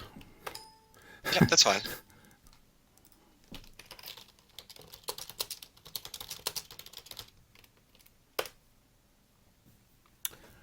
Right. Sorry, you have to ask that question again. Yep, that's fine. So what I'm saying is it sounds like bad business practices. If developers are a part of this process, if they're aware of this process, if they know that it can affect adversely the consumer by not getting the product they were promised at the shipment date when they go to the store to buy it, why are devs defending it? Why aren't they opening up and saying, you know what, I don't want to be associated with bad business practices. I value the consumer's dollar more. You know what? First of all, stop treating the developers like they have it cushy. I'm asking a simple, straightforward question. And I'm answering. You said they're part of the process. Please, I'm answering it. Okay, no. All right, let me explain why. Let me explain why I said that. From what you were saying, you making it sound like the devs are in control. No, I'm asking why they don't say something if they know this is a bad business practice. Do you guys not give a shit about the customers? Do you know that they don't say that? So, okay. Who have you talked to? Have you ever talked to a game developer like this before? Has Sean Murray ever come out and said, we fucked up, the process was wrong? I don't think Sean Murray really wants to say anything, because now anything he says is going to get ripped apart no matter what he does. My question for you is... You're saying he's a dev, a part of the process? He's not going to say it now. But I'm quite sure that perhaps in the future, well, like I said, maybe when they released the game, they thought it would be all right. I've already been through that. Have you spoken to a game developer before? Are you guys okay? So you're held captive. You can't speak out and say this is wrong. The company's pushing us to release the game. We shouldn't. Sometimes that's the case. Link me to somebody who's done that. Can you answer my question? Have you had this conversation with a game dev before? Yes, I've actually talked to game devs before. Yes, I have. All right. Am I saying anything you haven't heard before? I've heard a lot about the process. I've heard a lot about how difficult they find it to be. I've heard a lot about deadlines and budget constraints. Yeah, so you'll find you're hearing it again. You're hearing it again, aren't you? But a lot of the people I've talked to have some form of fucking integrity, and they wouldn't be a part of a process that hurts the consumer, because you're asking this. You keep talking about trust. This isn't a sleepover. We're not girlfriends giggling at a movie. Okay. I'm paying you money for a product. Yes, exactly. Now, the point here is, right, that if you've heard that from other game devs, you will know that what I'm saying.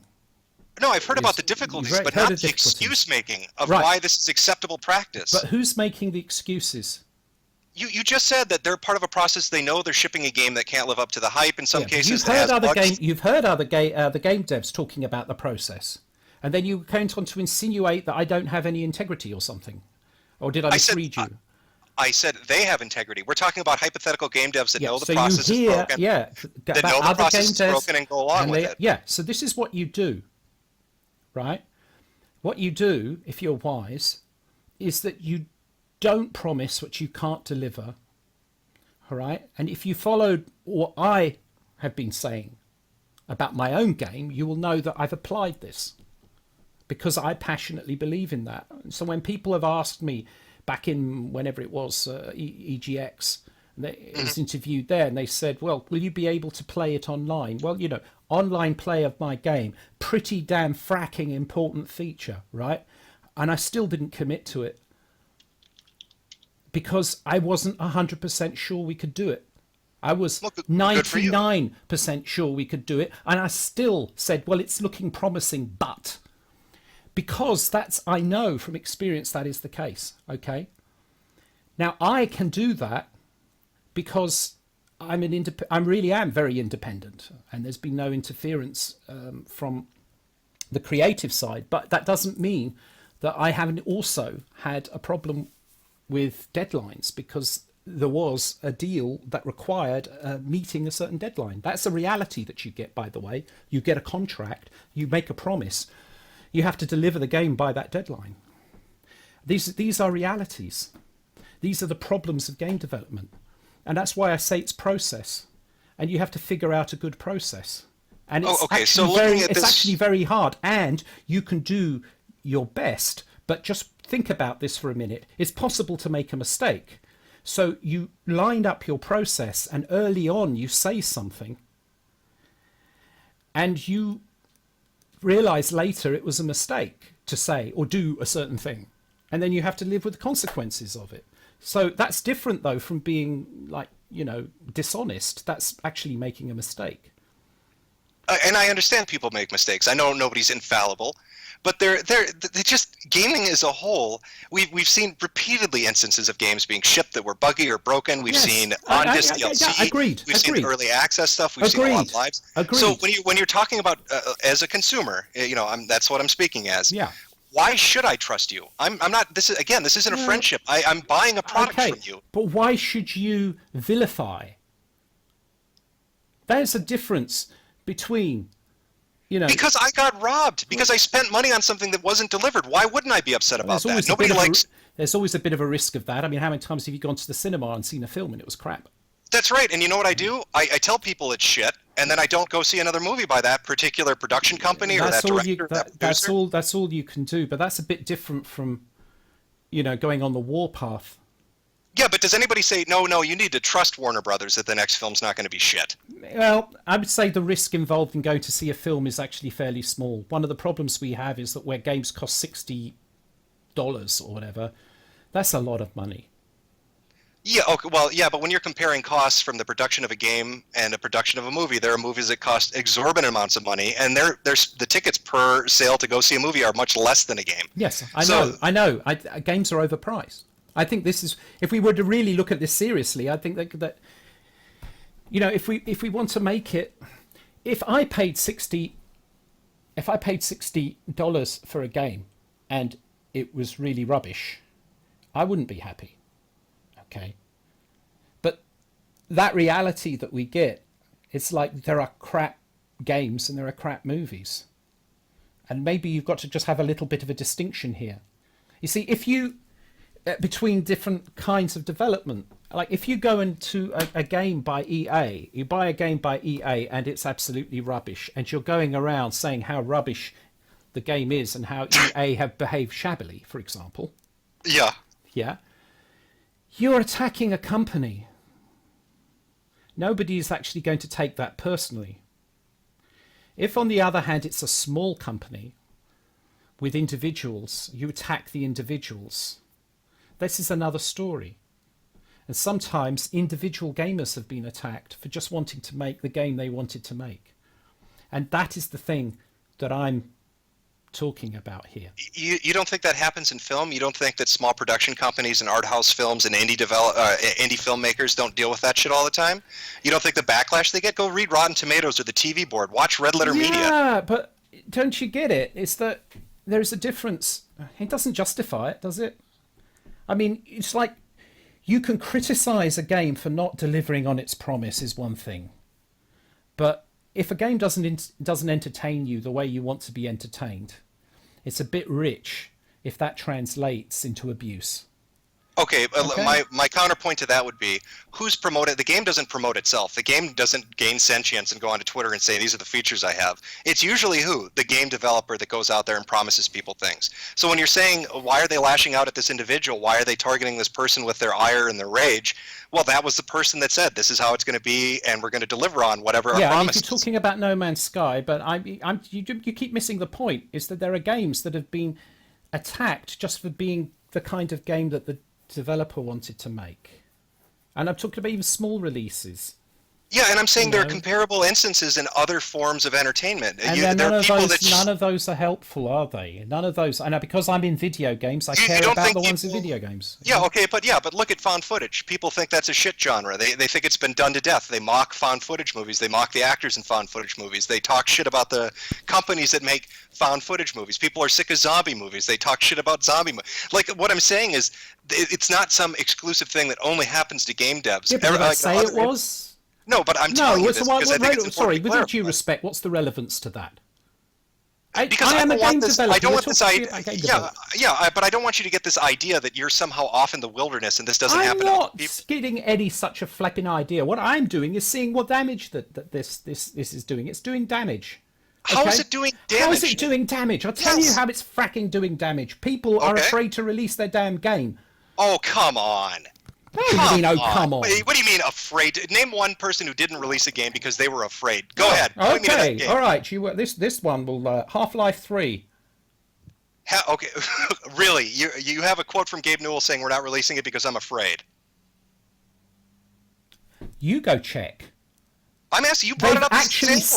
They've actually said that they're not releasing Half-Life 3 because they're afraid of the reaction that it will get from fans that were passionate about the. Come on, and it's an example from obviously not an indie game developer. So Gabe Newell's afraid. That's why Half-Life 3 You can laugh, but it's actually true. Go do the fracking research. Okay, name another one. I want to hear more. Name another one. That's enough for now. I could just name two. Just give me two. No, if you want me to do the research, I would have to spend time, and frankly, time is not a luxury I have. I've given you an hour. Fair enough. I thought you had more examples. I've given you, but you go look for yourself. All right, I can tell you that I'm not the one making the claim, man. I'm making the claim as somebody who's a game developer, and I can see what's happening. Okay. How do you think I felt when I was going to release my game? My biggest concern. Well, the nightmare was actually a nightmare that, in my case, transpired to be. And now, as more versions of the game is what fills my mind. You know what? I can only tell you how it is as a game developer. I'm going to release a game. I'm actually concerned about having to deal with people who don't like my game. But it's okay if they don't like the game. The problem is if they don't like the game and then they go on a bloody campaign about it. Okay, what do you consider a campaign? I've read the review scores on Amazon. I've read the stuff on Metacritic. Is that a campaign to you? Well, who the hell knows? What I do know is that one of the reviews on Metacritic is from, because I've been told, is from well, it's a long, complicated story, but let's just say it's somebody who's been ripping off my own game. So it's like what somebody with an axe to grind. I got you. You know, but that's not the point here. The point here is because it's very easy to get sucked down into that and say, "Ooh, everybody's against me." That's not the point. The point is I can recognise when the reaction is healthy and when it isn't. I'm trying to tell you the reaction is not healthy. I'm trying to tell you that the disrespect for game developers.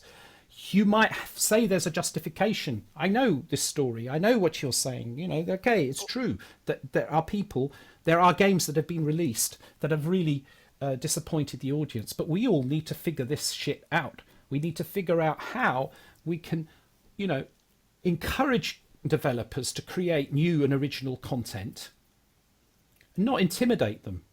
You just don't buy the game. Say to people what you think of the game. I mean, of course, but don't start saying things like lazy game dev. Oh, okay. That You don't is think this cuts both ways, though? You have a review up on Amazon for your game in particular where the person says, I don't own the game, I didn't buy the game, 5 stars. Well, yeah, but that's a kind of a reverse troll, isn't it? Oh, I don't know. Is that the Well, publisher? wouldn't it be? It says, I haven't seen the game, I haven't played the game, give it 5 stars. Who the hell? What the hell? That's not valid. That's just a joke. Okay, so how do you know the person saying die in a fucking fire 1 star isn't just a joke, too? Because it isn't. Because Okay, when so you positive because this is a comes joke, down this negative comes is down not. to the whole thing about whether it's okay to disrespect, whether it's okay to, whether saying such a thing like go die in a fire or whatever is abuse or not. And this is a very important thing here, a very interesting thing, because people who do what you do don't think it matters, but the people who feel the effects of it, to them it does matter. Well, yeah, but this is okay. So There's a reality to the world, though. You can't expect to live in a bubble of niceness and safety where people don't say mean things to you. That doesn't happen anywhere. Yeah. So is that your big plan for making the world a better place? You want to? Seriously, you want to know man. okay, I'll answer you. If you want want my to answer make to the that? world, I'll give you an answer. If you want to make the world a better place, I'll give you the, yeah. Would you like to do that? You want my answer? Yeah. Okay.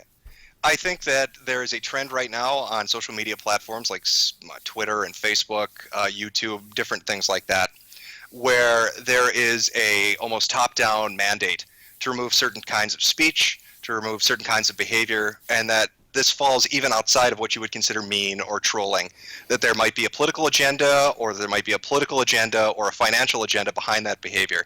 So when I'm an asshole online, I'm doing it mostly, again, for my amusement, but it does serve a purpose. It does. Oh, so you do stand for something. No, I don't. It's yes, you do. Accidental. It's a secondary. Oh, but effect. You stand for but it. It's not the objective. It's not the objective. Ah, but you still stand for it. No, I don't. What I'm saying sounds like you do. I'm saying it's a little bit. Thing. You stand for something a little. Do you think you make the world a better place? I make my own world a better place because I have a lot of laughs. Ah.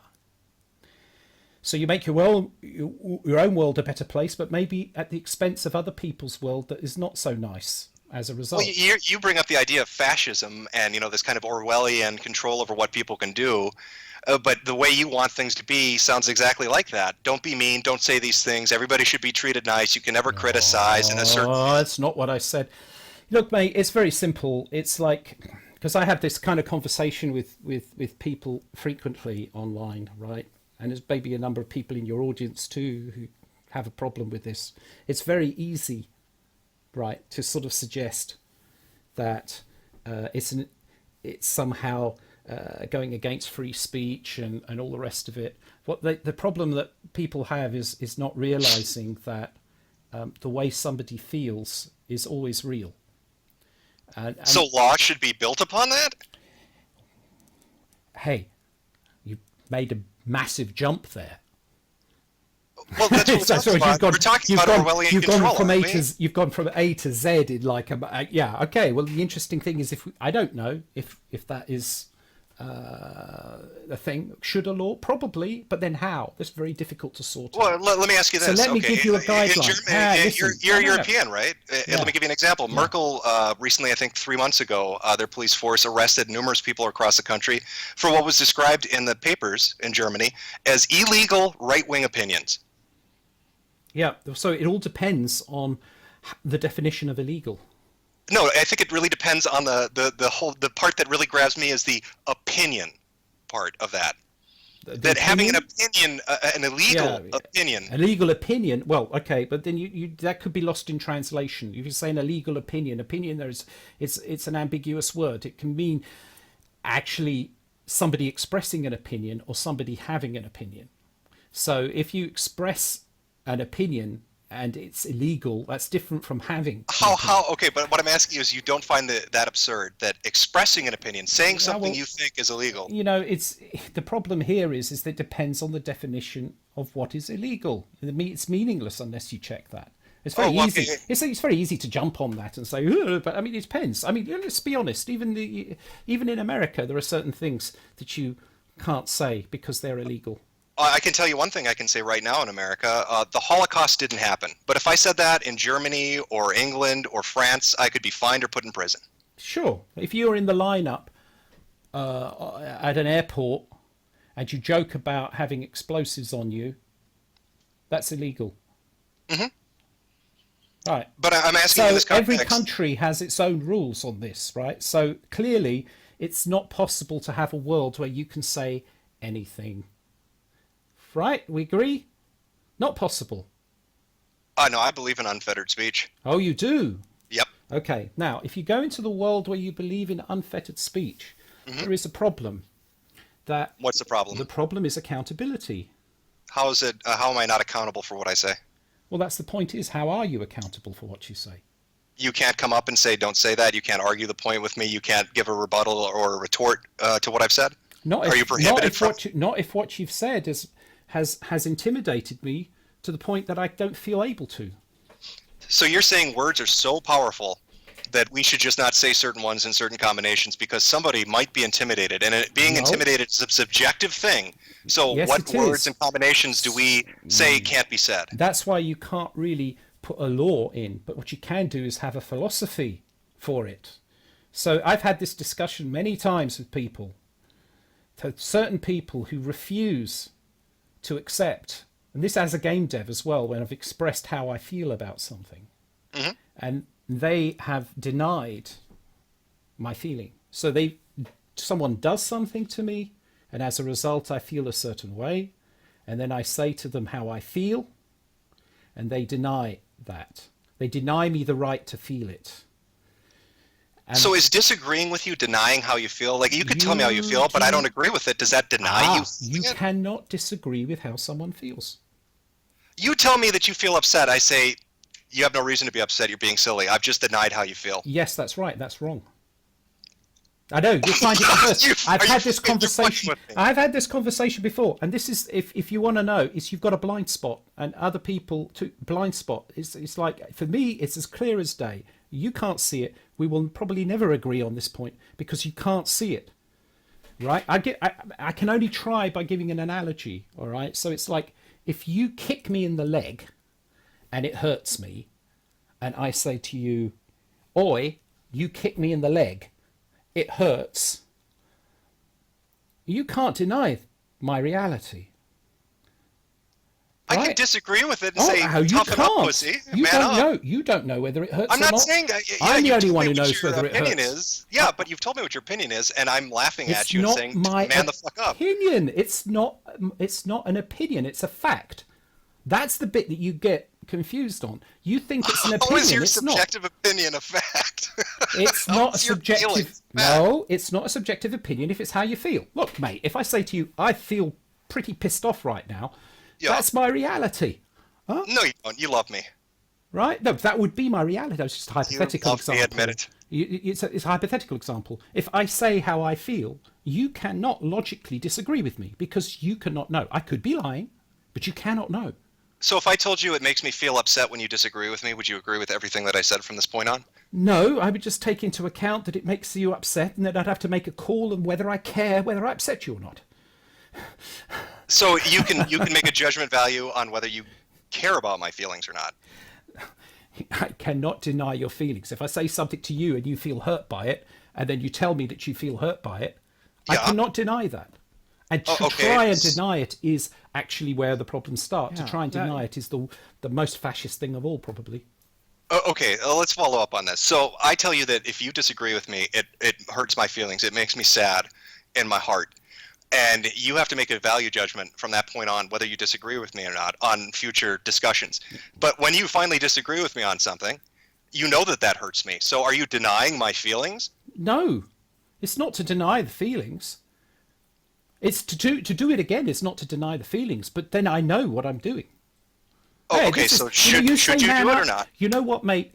I hear you use the phrase, it's like man up. So I'm Yep. turning that on. You man up. Because to really be, right, a man or a woman, to really be an adult, right, that's what you really have to juggle with, is that complexity, that you say something and that someone is upset by it, and they say to you that they're upset by it, and then you have to decide what to do next. But you do it understanding that if you say it again, you'll upset them again. And then you have to accept that that was a choice that you made and that you are now deliberately hurting them. And sometimes you have to deliberately hurt someone in order to help them. So what the frack do you do? It's the same thing with doctors, all right? Well, so I Sometimes you mean, should have we to walk hurt- on eggshells? Sometimes, like, no. You know what No. is No, what I is the didn't say reality that. of taking everybody's feelings into account? I The have to reality watch everything is I say and the behave because I might hurt the someone. reality of taking everybody's feelings into account and being aware of them is that you make the world a better place. No, you allow yourself to be wrangled. You No, allow yourself to be you subjected don't. to their You still feelings and their no, opinions you on still how do you what, behave. No, you still do what you want to do, but you do it knowing the consequences. Okay, but yeah, I guess this gets back to my original point is, okay, so I know that you're upset by what I say. Why should it matter to me? Because I'm a fellow human being, mate.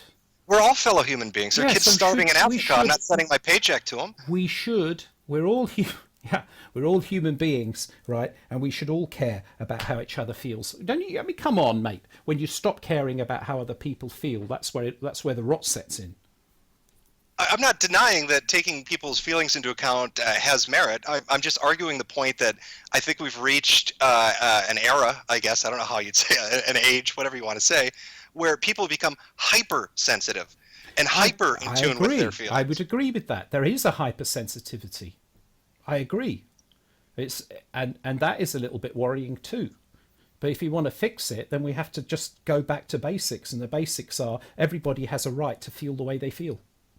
Yeah, I'm not arguing that you can't feel how you feel, but you're acting like my response to it or what I say somehow undoes the reality that you're saying exists. If you really truly believe that your leg hurts when it gets kicked, me telling you to man the fuck up and it doesn't hurt that much doesn't undo the reality. So how is that, like negating how you're feeling? Yeah, because it doesn't undo the reality, but it also turns the victim into the perpetrator. If you come on, this is basic bullying, which I'm quite sure you're fully averse in, all right? Sure, yeah. Yeah, okay. right. So basic principles of bullying. Go up to somebody, kick their leg, they go, ow. You tell them they're being a baby and man the hell up, all right? And so in that way, you have turned the victim into the perpetrator, into it being their own fault. How does telling them man up make them the perpetrator? They didn't kick themselves. You don't have the right to say that because you're the one who actually inflicted the harm. You have every right to say whatever the fuck you feel like No, saying. you don't. Not in that situation. I think. Yes, you do. Where are these unwritten rules you're finding? No, this is called acting with respect. Something that is a shame that more people don't have. Respect is earned, not given. You don't just get it for existing. Yes, you do. No, at a you certain do level. not. All right, so basically you're saying to me that it's okay for you to go up to any person in the street who you don't know, who hasn't earned, they haven't earned your respect, to kick them in the leg and then tell them that it's their own fault. I'll do a stream later today where I go around kicking random people for the fuck of it. Sure, why not? Yeah, well, you see, but that, for me, tells me the measure of who you are. Okay, Right? I run streams it like that. It tells me the kicking measure level. of who you are. Uh-huh. Okay? And I put it to you that if everybody behaved that way, the world would be not a better place. And we're talking about a hypothetical. No, Two, we're we're not. talking about, It's become quite real because you just said... Have I kicked anyone? You just said you were going to go do a stream. I love that you have that much faith in me that anything I say you'll take as literally going to happen. Well, what's the point of opening your mouth if you're going to lie all the time? Well, we're not discussing a hypothetical? You don't think that I was making a... Did you just lie to me? Yeah, that was a joke. I was pointing out how... that's an interesting one, is how do we tell the difference between a lie and a joke? Do people laugh afterwards, pretty simple. Well, that's funny because that's also another bullying tactic, isn't it? Is the one that you go up Laughter to, is you go laughter and do is something bullying. that hurts. You do something that hurts somebody, and you go, "It's only a joke." Is that telling the truth or is that a lie? Is it okay to tell a lie if it's just a joke? Okay. Okay. Let me. Because you're very emphasize hot. what you've been saying. You're very, very hot on the whole subject of lying. I noticed because every bit there. So I put it to you. Hey, If quid you pro joke, quo, give and take. You want to lie to me, I'm going to lie to you, right? Fair is fair. We're having an equal and open debate. If you're going to lie to me, you've done I'm that not twice lying. now. I do not. I'm going to lie to you. I'm not deliberately or intending to lie, and I do my best to avoid that. Well, I'm not deliberately trying to lie. But if you tell a lie as a joke, that is a deliberate lie that is justified because you're just joking. Okay, so if I tell you the farmer's daughter joke about a guy that sleeps over at at a farm. Yeah, but that's fine. But you know the kind of thing. Well, no, have I lied about about the farmer? I mean, my God, I've done a dishonest thing setting up that premise, right? Yeah, well, but there are those jokes that are designed to hurt somebody, and then it's just brushed off because it was just a joke.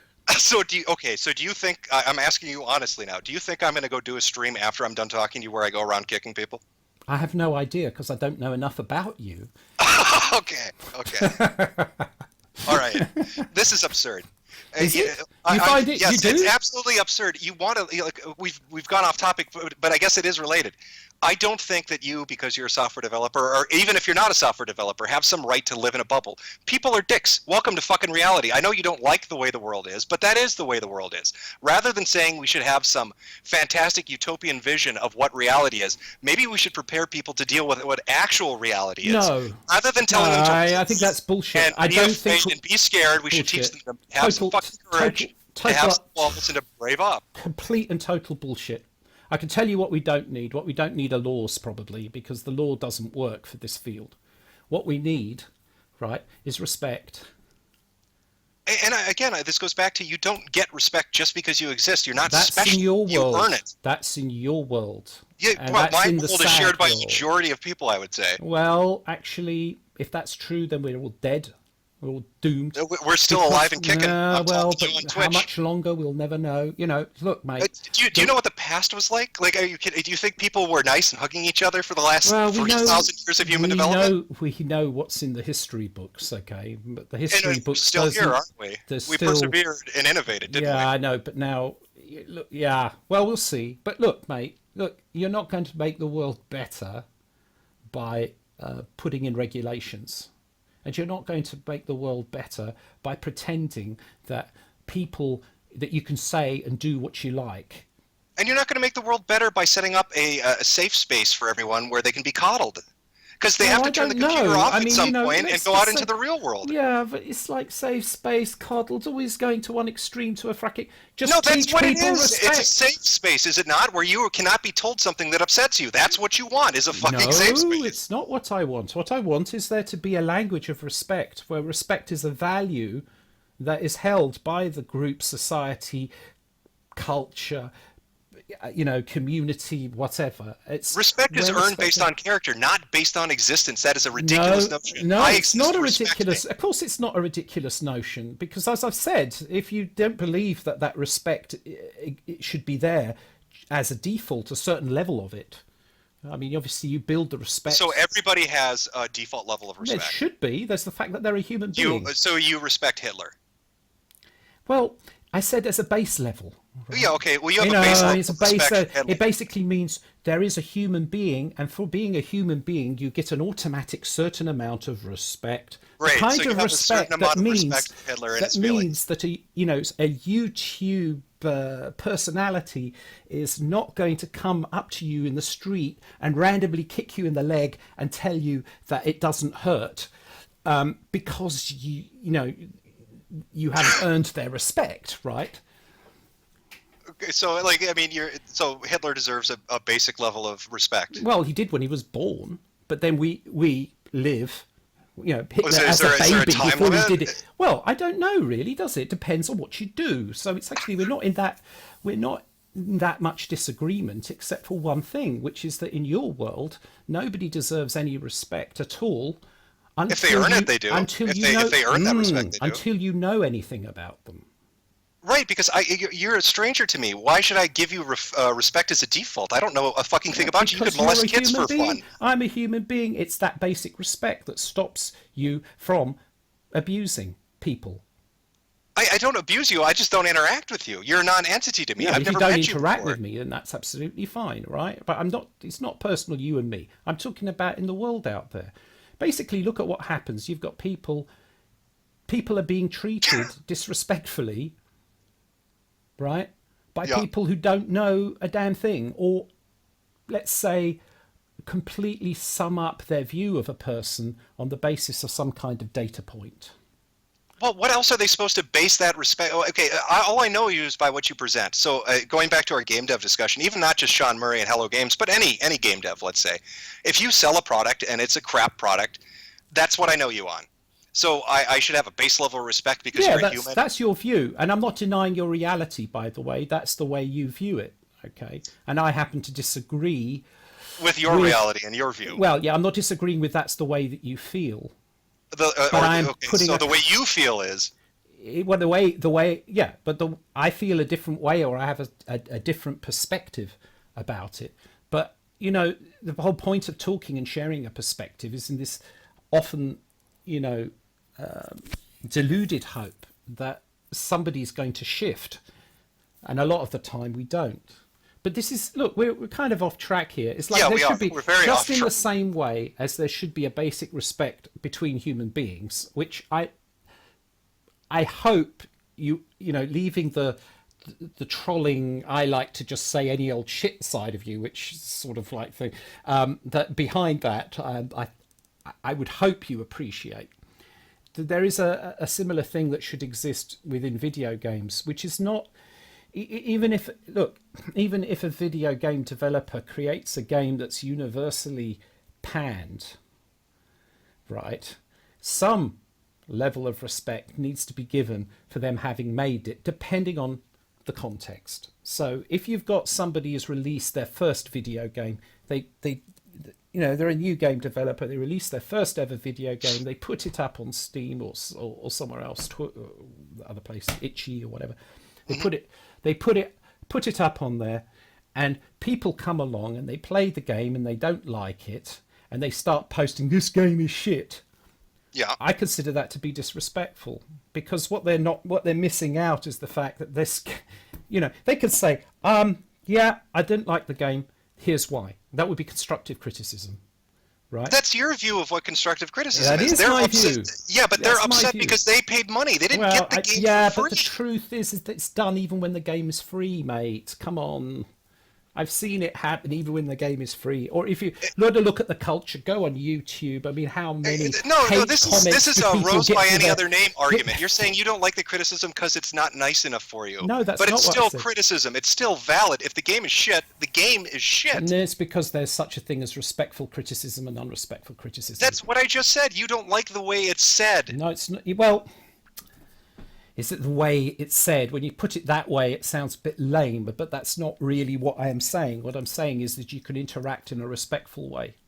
And I'm saying if you're a customer that just spent money you worked for on a Yeah, it's shit harder. product, you have a right to be angry. Yeah. You're a customer that got robbed. You have every damn right to be irate I mean, about it. okay, then take it. I would say take it up with them. You know, it's like take it up with where you bought the game. Ask for your money back. Complain to the developer. But that's a very different thing from going on to Twitter and proclaiming to the entire world this game is utter shit.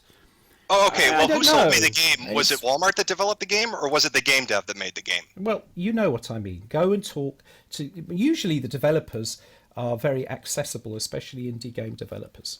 But You it just does said they don't depend. want to talk to people because they're intimidated. Well, that is one of the dangers of the intimidation, that they will stop talking. Yes. Okay, well, I'm just trying to, just like gonna I'm be real talking with to you. you. As a I mean, customer, flipping- I don't buy any of this, and I don't think a lot of people do. And I think Well, people are buy starting to what? get really fucking tired of being taken advantage of. and I Yeah, think if but you you think can this do behavior that. is bad, you haven't seen anything yet, because consumers have had enough. Yeah, well, okay, but you know what? If you want to go, if you haven't seen anything else, blah blah blah blah. Then Yeah, that's I right. tell you what will happen in the end is nobody will make games anymore. Bullshit. Don't act like you're a special snowflake that nobody else can do your job. Plenty of people can. Plenty of people will step up to the plate and say, I can handle the banter and make a fucking game. Bullshit. but not bullshit. Yeah, that is bullshit. Go take a look at Greenlight. How Let many games you see being made by indie devs right fucking now that didn't take the place of other people that fucked up and failed? Yeah, well, I don't know. You tell me. A lot. Fucking What I know, thousands. what I know about the reality of it is that making a video game is like a performance these days. You have to get up on the stage. You tell me if you're watching somebody do a performance, you're going to get up in that auditorium and boo at them while they're performing. If their performance is shit, yeah, I'm going to say, this sucks, and I'm going to leave. Yeah, that's different saying this sucks and leaving to actually standing up in the auditorium and booing. People boo all the time. You've never heard an audience boo at a performance? Okay. Oh, Doesn't, come on. Do you think come on. that? Well, I don't know because I'm over here at the other side of the world. So over here, there is an understanding that you have to have respect for the fact that the person has got on the stage and is performing. So, I don't know. Because that's just a given, because there's something magical about standing on a stage No, that it's makes cool, you need respect. Do you know why it's a good idea? Because in the end, people become afraid to get on the bloody stage. Right? So, but that's the way I see it. You see it a different way. Well, yeah, by all means. if you can't take the heat, get out of the kitchen. Yeah, if but it's see, so that's damn, what you if it's so damn guys destroying, don't always do it. saying. If you can't stand the heat, get out of the kitchen. It's like, God, so boring. It's like you can't. If you want to see great games, encourage the fracking game developers. I'm not here to hold your hand and tell you you're wonderful. I'm here to pay you money for a product that you made that isn't shit. If it's shit, I'm going to say your game is shit and you failed at what you tried to accomplish. I understand that, and it's a great way to go if you want to ensure that. If, in my opinion, that's a great approach if you want to ensure that you start to erode the creativity within the industry. And it's a difficult subject. Look, I'm not trying to dismiss this. It's a very, very difficult subject, okay? And in the end, the only answer is this thing that is totally alien to you, in my opinion, because I don't think you actually understand what respect is.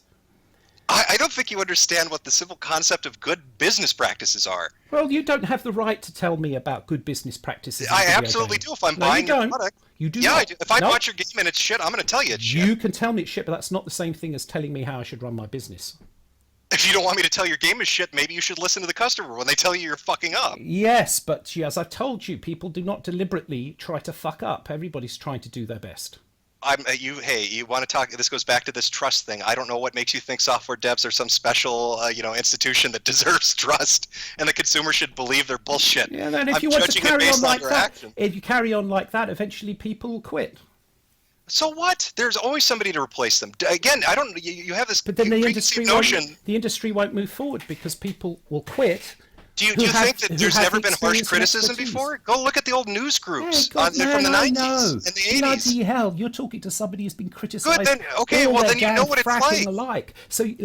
So I know all about it. You don't have to lecture me about being tough. You don't have to lecture me about any of that. Well, apparently I do, because you have this idea that you keep telling people that we need to teach them special. You have the idea that just because I am talking about topics such as respect and understanding and trying to appreciate.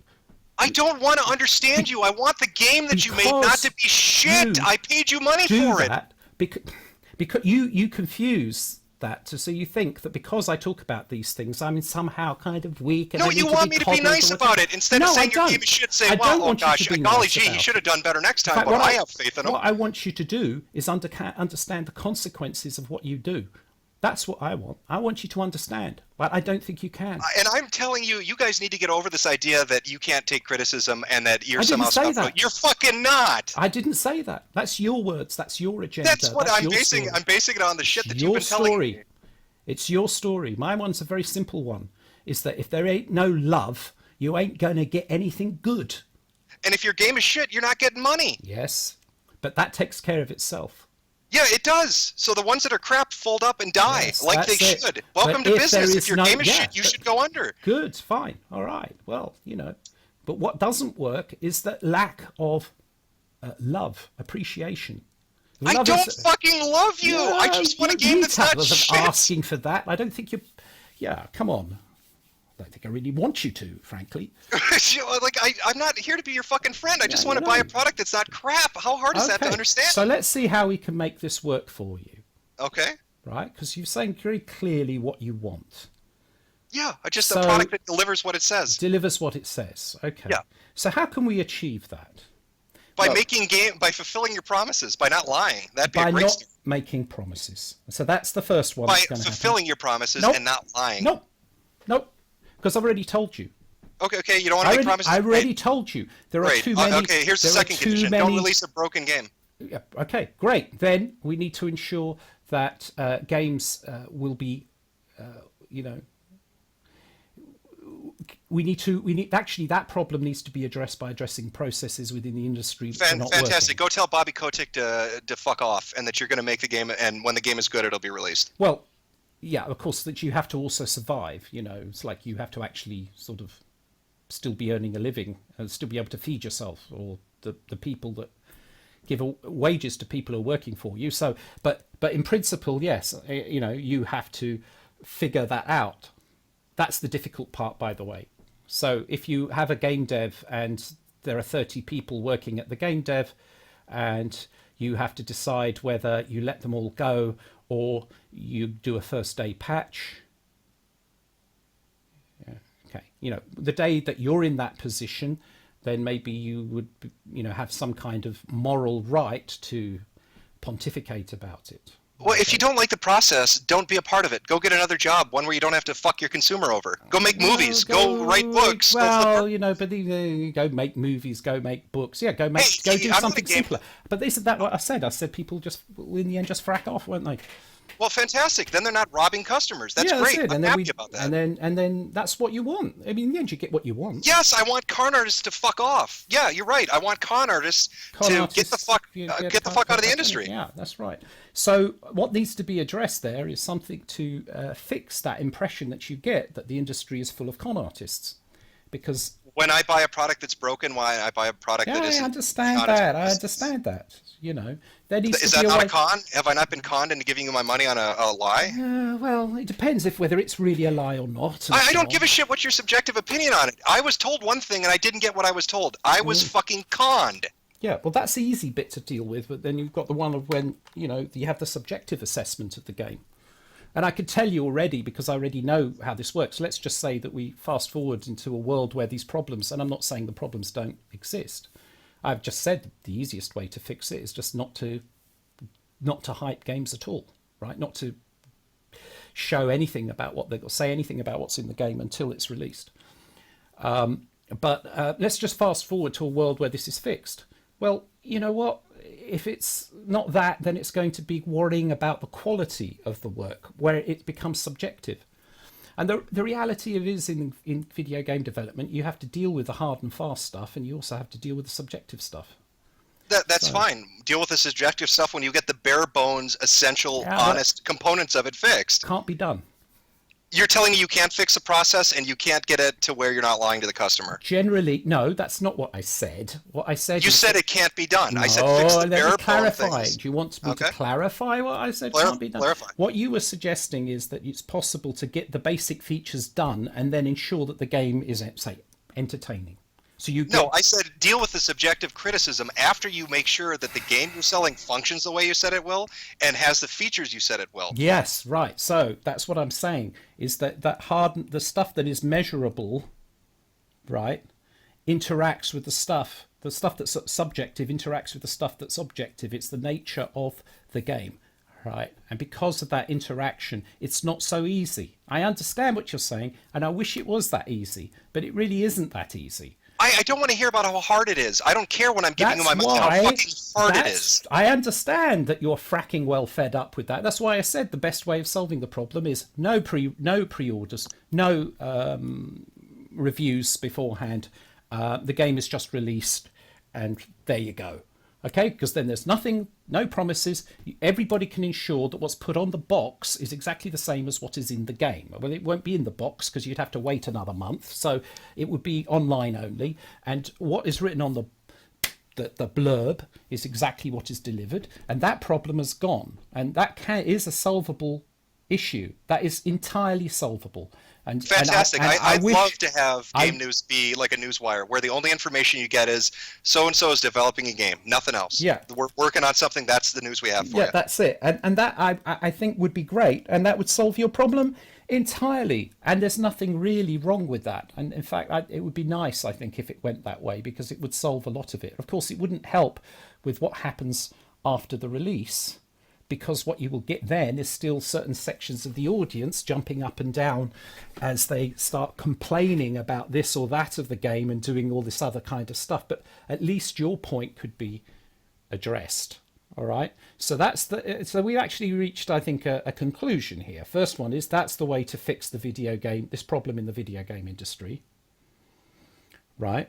Yeah, stop lying and deliver No, on your it's promises. not. Okay, you like to use the word lying. But What else is it when you say one thing is going to happen and it doesn't happen? Is that not a lie? I mean, Well, okay, it's to do with the intent. The intention was not to deceive you. The intent, but that's what happened. Okay, can I just make it clear? Fine, It's rather like you didn't mean to lie to me, but it happened. I get you. Yeah, it's easy. It's like, oh, I kicked you in the leg.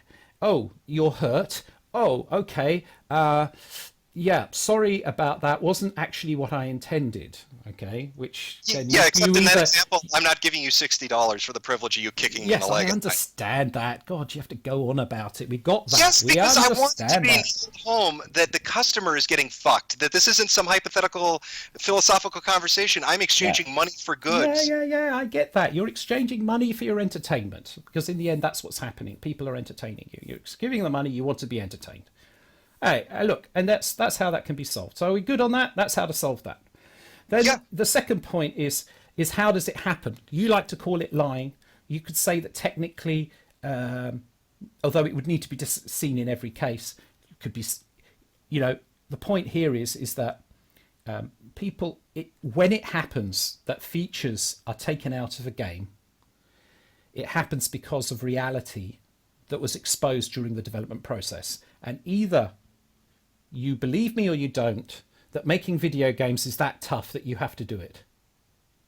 And I would love it if there was a little bit of education so that the audience could understand that. But maybe they don't need to understand that if we simply don't say anything about the game before it's released. Then they don't care, right? Then it doesn't matter. But if you are interested in why it is that a game has to change its course during development, watch a video game developer make a game and you will see why.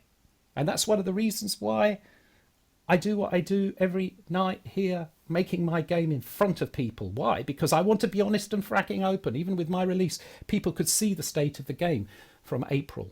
So they could always see what was they could always see what was going to be delivered. They could see me actually making the final build. When the build was done, they saw me actually, when the launch happened, they saw the launch here.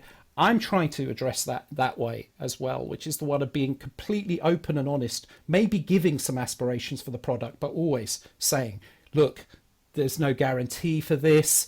And if you're interested, you can see how it's working out, right? I mean, that's it. That's what I'm trying to do. So I appreciate that. And for me, that's very important to try. It doesn't mean I'm always perfect or that some people might not feel misled. But you know what?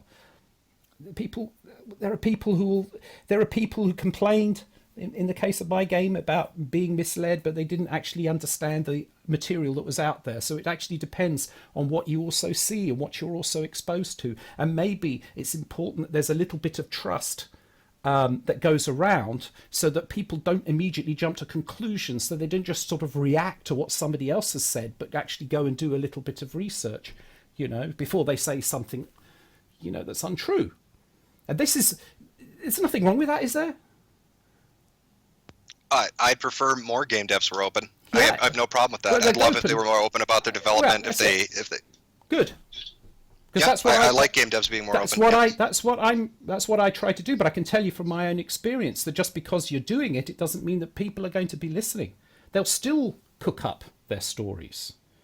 Yeah, and my response to that is people in every industry, no matter what they do, will always take heat from either informed or uninformed idiots. Sure, you need to learn to deal with it. Yeah, well, no, I don't need to learn to deal with it because if you want to function as a human being, you do. Do not need to learn to deal with it because I already came up with a strategy for dealing with it, also a strategy for dealing with myself. But I'm just making the point, and you can either accept it or you can't, or you either accept it or not. The point that it's also a choice for the people in the audience how they behave. And really, if you behave better, you will, in the end, get better games. And by behaving better, I don't mean not being negative. I don't mean not being negative if things don't work, but it's a case of being constructive with it. Constructive criticism versus abuse. Ultimately, that's the balance here. I'm not the only one who calls some of the things that have been going on abuse. You have there may be other criticism. people that do too. It doesn't make them right. You could have a whole chorus of people singing that it's abuse. Doesn't mean that it is. Yeah, but that's how you decide whether or not it's abuse is something you all have to do together. And I can tell you it's very difficult to do that when the loudest voices are the ones who are hurling abuse, and it causes other people to be afraid to speak out. The loudest voices always are the ones that are hurling abuse. Yeah, exactly. You don't think I deal with that, with the shit I do? Yeah, I do it for fun, but yeah, I get shit all the time. You fucking shake it off and you move on. Yeah, but like I said, you're not standing for anything. I am. Okay, so if you're standing for something, it makes abuse more? If you're standing for something, it's harder. You wouldn't know because you don't stand for anything. Okay, so we got two gay guys, right? One gay guy is an activist, one isn't. If I call them both faggots, you're telling me it doesn't upset them equally? Because one's not standing for activism? I don't know. You'd have to ask them. I'm saying it's a ridiculous premise to act like you can't just learn to fucking deal with it. Like, if you behave, we'll give you better games. No, how about if I give you money, you give me better games? Yeah, look, keep going around. It keeps going around in circles here. Because it's money. It is a business. We covered that. It's dealt with. Okay, but as a game developer, I'm being open, and I think we will see more game developers being open. We're not going to see more developers being open, though, if the audience is going to be chucking bloody crap all the time. Well, shit for them. No, it's up to you. Do you want game developers to be more open? No, it's up to you. No, do you want my money? I'm asking, you said you wanted game developers to be more open. You'd like that. You said that. No, I said I want them to be more open if they want my fucking money. Oh, you want them to be more open if you want your... Right, okay. Well, I can tell you why game developers... some people have called me mad for doing what I did. What did I do? Getting on and continuing my stream. Do you know how much... Do you know it's not easy when Life isn't easy. I understand. Fucking hell. Yes, life is not easy. Okay, so just dismiss what I'm about to say. I think because you keep coming back to this idea that you should be given respect, and if we give you respect, we'll get better games, and you'll be more open. I'm saying no. It should be the default of the industry for you to make good games and be open. That's what I'm saying. It doesn't work that way. It's like I'm telling you, the customer, it should work that way, and if it doesn't end up working that way, you guys are going to lose money. If you've got a football team, and the whole crowd just boo them all the time, do you think it's going to improve their performance?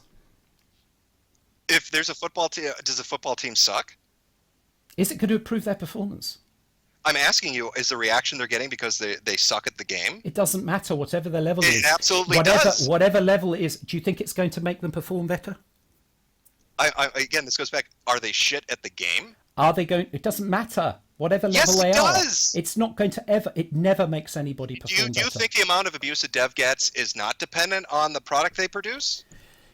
It's not a linear relationship. We're talking the difference between a stadium booing that team because they're shit at the game and one or two assholes booing the team because they just don't like them. Yeah, I'm just making a point. So if you believe in the power of booing, keep booing. I believe in the power of the dollar, and that's where I spend my money. I'd have to say we spent like 2.5 hours nearly on this. So we're going to have to start wrapping because I actually need to get on because this is actually development time. That's fair enough. I'm taking up. Right. But I just say, mate, if you have a choice right now, I'm going to give you a choice. What you're going to do to help me in my work as a game developer. You can choose to encourage me, you can choose to boo me. So which is it going to be? I'll encourage you when you make a good product, and I'll give you my money. That's my encouragement. You're profiting off of me as your encouragement. Yeah, okay. Well, that's fine. So what's with the thing where you're dragging out all of the reviews on my game when I criticized your tweet? Why did I bring up your game? Because you're defending a developer that made a shit product and people were upset about. And then when I went and looked at your game, it had a ton of reviews, people saying that it was buggy, that it was bad. So it makes it look like you're defending the game because you made a shit game too, not because you believe Sean Murray is innocent. Yeah, but assumption. You made that Yeah, assumption. welcome to how human beings operate. We're not Yes, fucking that's right. computers, are we? That's right. That's right. But you see, that's the thing. Is actually, that's what a human is. More like a computer. You just make the And then assumption. it goes back to that is the most autistic shit to say, man. Yeah, well, that's what you say. I Pick don't something agree. I that don't your think chat so. will agree with me. No, Pick no, something different. Pick anything different. That's all I'm saying. Any other thing you want to say, but that is the most autistic shit. well, I've if you heard. think so, good for you. I do. I do think it's the most Oh, good. autistic. That's fine. But I think it's dead on because I've been looking for an opposite to human that isn't machine. Could you say human machine? The real battle of the world is not That is just some between hardcore human. LARPing Vulcan shit. Okay. No, well, if you think so, that's fine. you But, meme. Okay. Do you want me to do? Do you want me to do a live long and prosper thing? Does that help? Yeah, throw up the Look, throw mate. it up. The point is that either you believe that either your standpoint. I think that what's happened is that your perspective. I don't understand why. This is the way you look at it. Your standpoint is now that your baseline that you have for any game developer is negative. It feels that way. That you. No, I'll be honest with you, just to close this out, because I don't want you to get the impression that I hate all game devs. I don't. There are a lot of game devs that have made games that have been. Well, it would help what I if you made consider that to be- clear, wouldn't it? I do. When I leave positive reviews, when I Okay. give them positive feedback, when I link their product and Oh, say good. these guys made a great game, go Good. purchase their game. When I Good. talk about how much I enjoy their product. Good. Well, that's fine. And when you are being negative about a product, that's absolutely fine. What I'm talking about is basically in the end intimidation. Now you've admitted that you do know about bullying. Well, yeah, well, to be fair, you told me I would know about it. You said I'd be I can't remember how you phrased it, but you Yeah, said, I know. oh, you're very familiar with it. suggested that, and you seem to agree with me. But so I read it that way. Maybe I Well, misunderstood I'm a Hugh meme, so what do I know? What do I know? All right, well, you want to call it here? I'll let you get back to your game You're dev not. stuff. You aren't when you say that. Look, mate. It's actually it was okay. I mean, I have no idea what the audience are out there doing, but your audience. But it was actually. I don't know. We achieved much, but We had a conversation, whatever, you know. there was one thing which we can agree with, okay, and that we do agree with, and that is that it's a good idea, perhaps not to have pre-orders and to say anything about your game before it's released. Yeah, I'd agree with that. And I think you should just let it stand on its merits. And you let it stand on its merits. And some of that other stuff is a bit contentious, I understand, and maybe I didn't describe it so well. But I do think in the end it's a matter of how to make the world a better place, you know. And that might sound all kind of lovey-dovey, but I'm actually passionate about that, and it's one of the things that gives me a motivation to keep going. Okay. Well, You know? yeah, we disagree on stuff, whatever, that's fine. Well, we but had a it's conversation because at I've the done end of it the day. before, you know. That's the thing. So I'm trying to do it again, which is kind of interesting. I mean, Okay, well, if I didn't do it again, I would have died a very sad person because I never tried. So I got the chance to do it again. So I'm trying to do it again. But why? Because I want to entertain people. I want them to have fun. I mean, that's my motivation, right? That's why I do what I do. It's for that. It's for a good motivation. A good well, hey, motivation, you right? went on stream. You got 1,200 people watching. For better or worse, you were open with them about what you believe. I may disagree with you, but at least you were that's open fine. about it. We're open, you know. But that's why I do what I do in an effort, in my own little tiny insignificant way, to make the world a better place. And if that sounds corny, I accept that. But that's me. That's how I get up in the morning. That's what I Yeah. stand for. And I understand. I think it's just a little too utopian No, of it's a whatever. way. You think And I think it's getting too intermingled with the concept of just basic business practices. But I Well, get what you're saying. that's okay, but you know, business practice. It's not why I get up in the morning. I get up in the morning because I want to do what I was born to do, in the hope that I will entertain people and that they will enjoy, as I have done in the past. I don't know whether I will succeed or not. I don't know whether I'll be here next year. I don't know, but I'm going to keep trying. So anyway, thanks for the chat. Okay. We'll draw a line under that, I think. All right. Well, have fun with your game development, and yeah, it was interesting. All right. Take care now. Bye. Yep. Take care.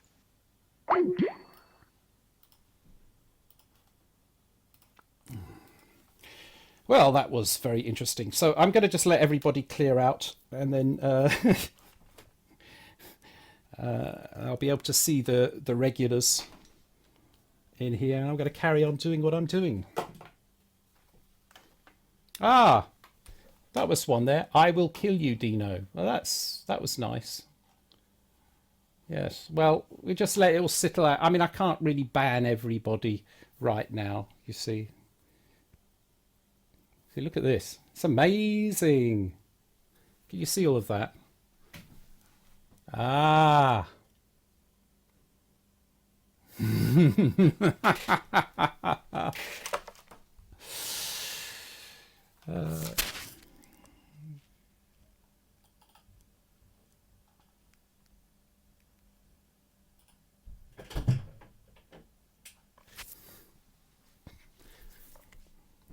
Yeah, carry on enjoying your spamming. Please do that. I mean, I do want you to have fun. So if you're having fun spamming, carry on spamming. I'm taking a break and I'll be back.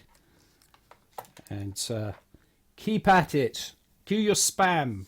Spam. We all want spam. We all want that. Look, crap, don't we? Very good. I'll be back soon.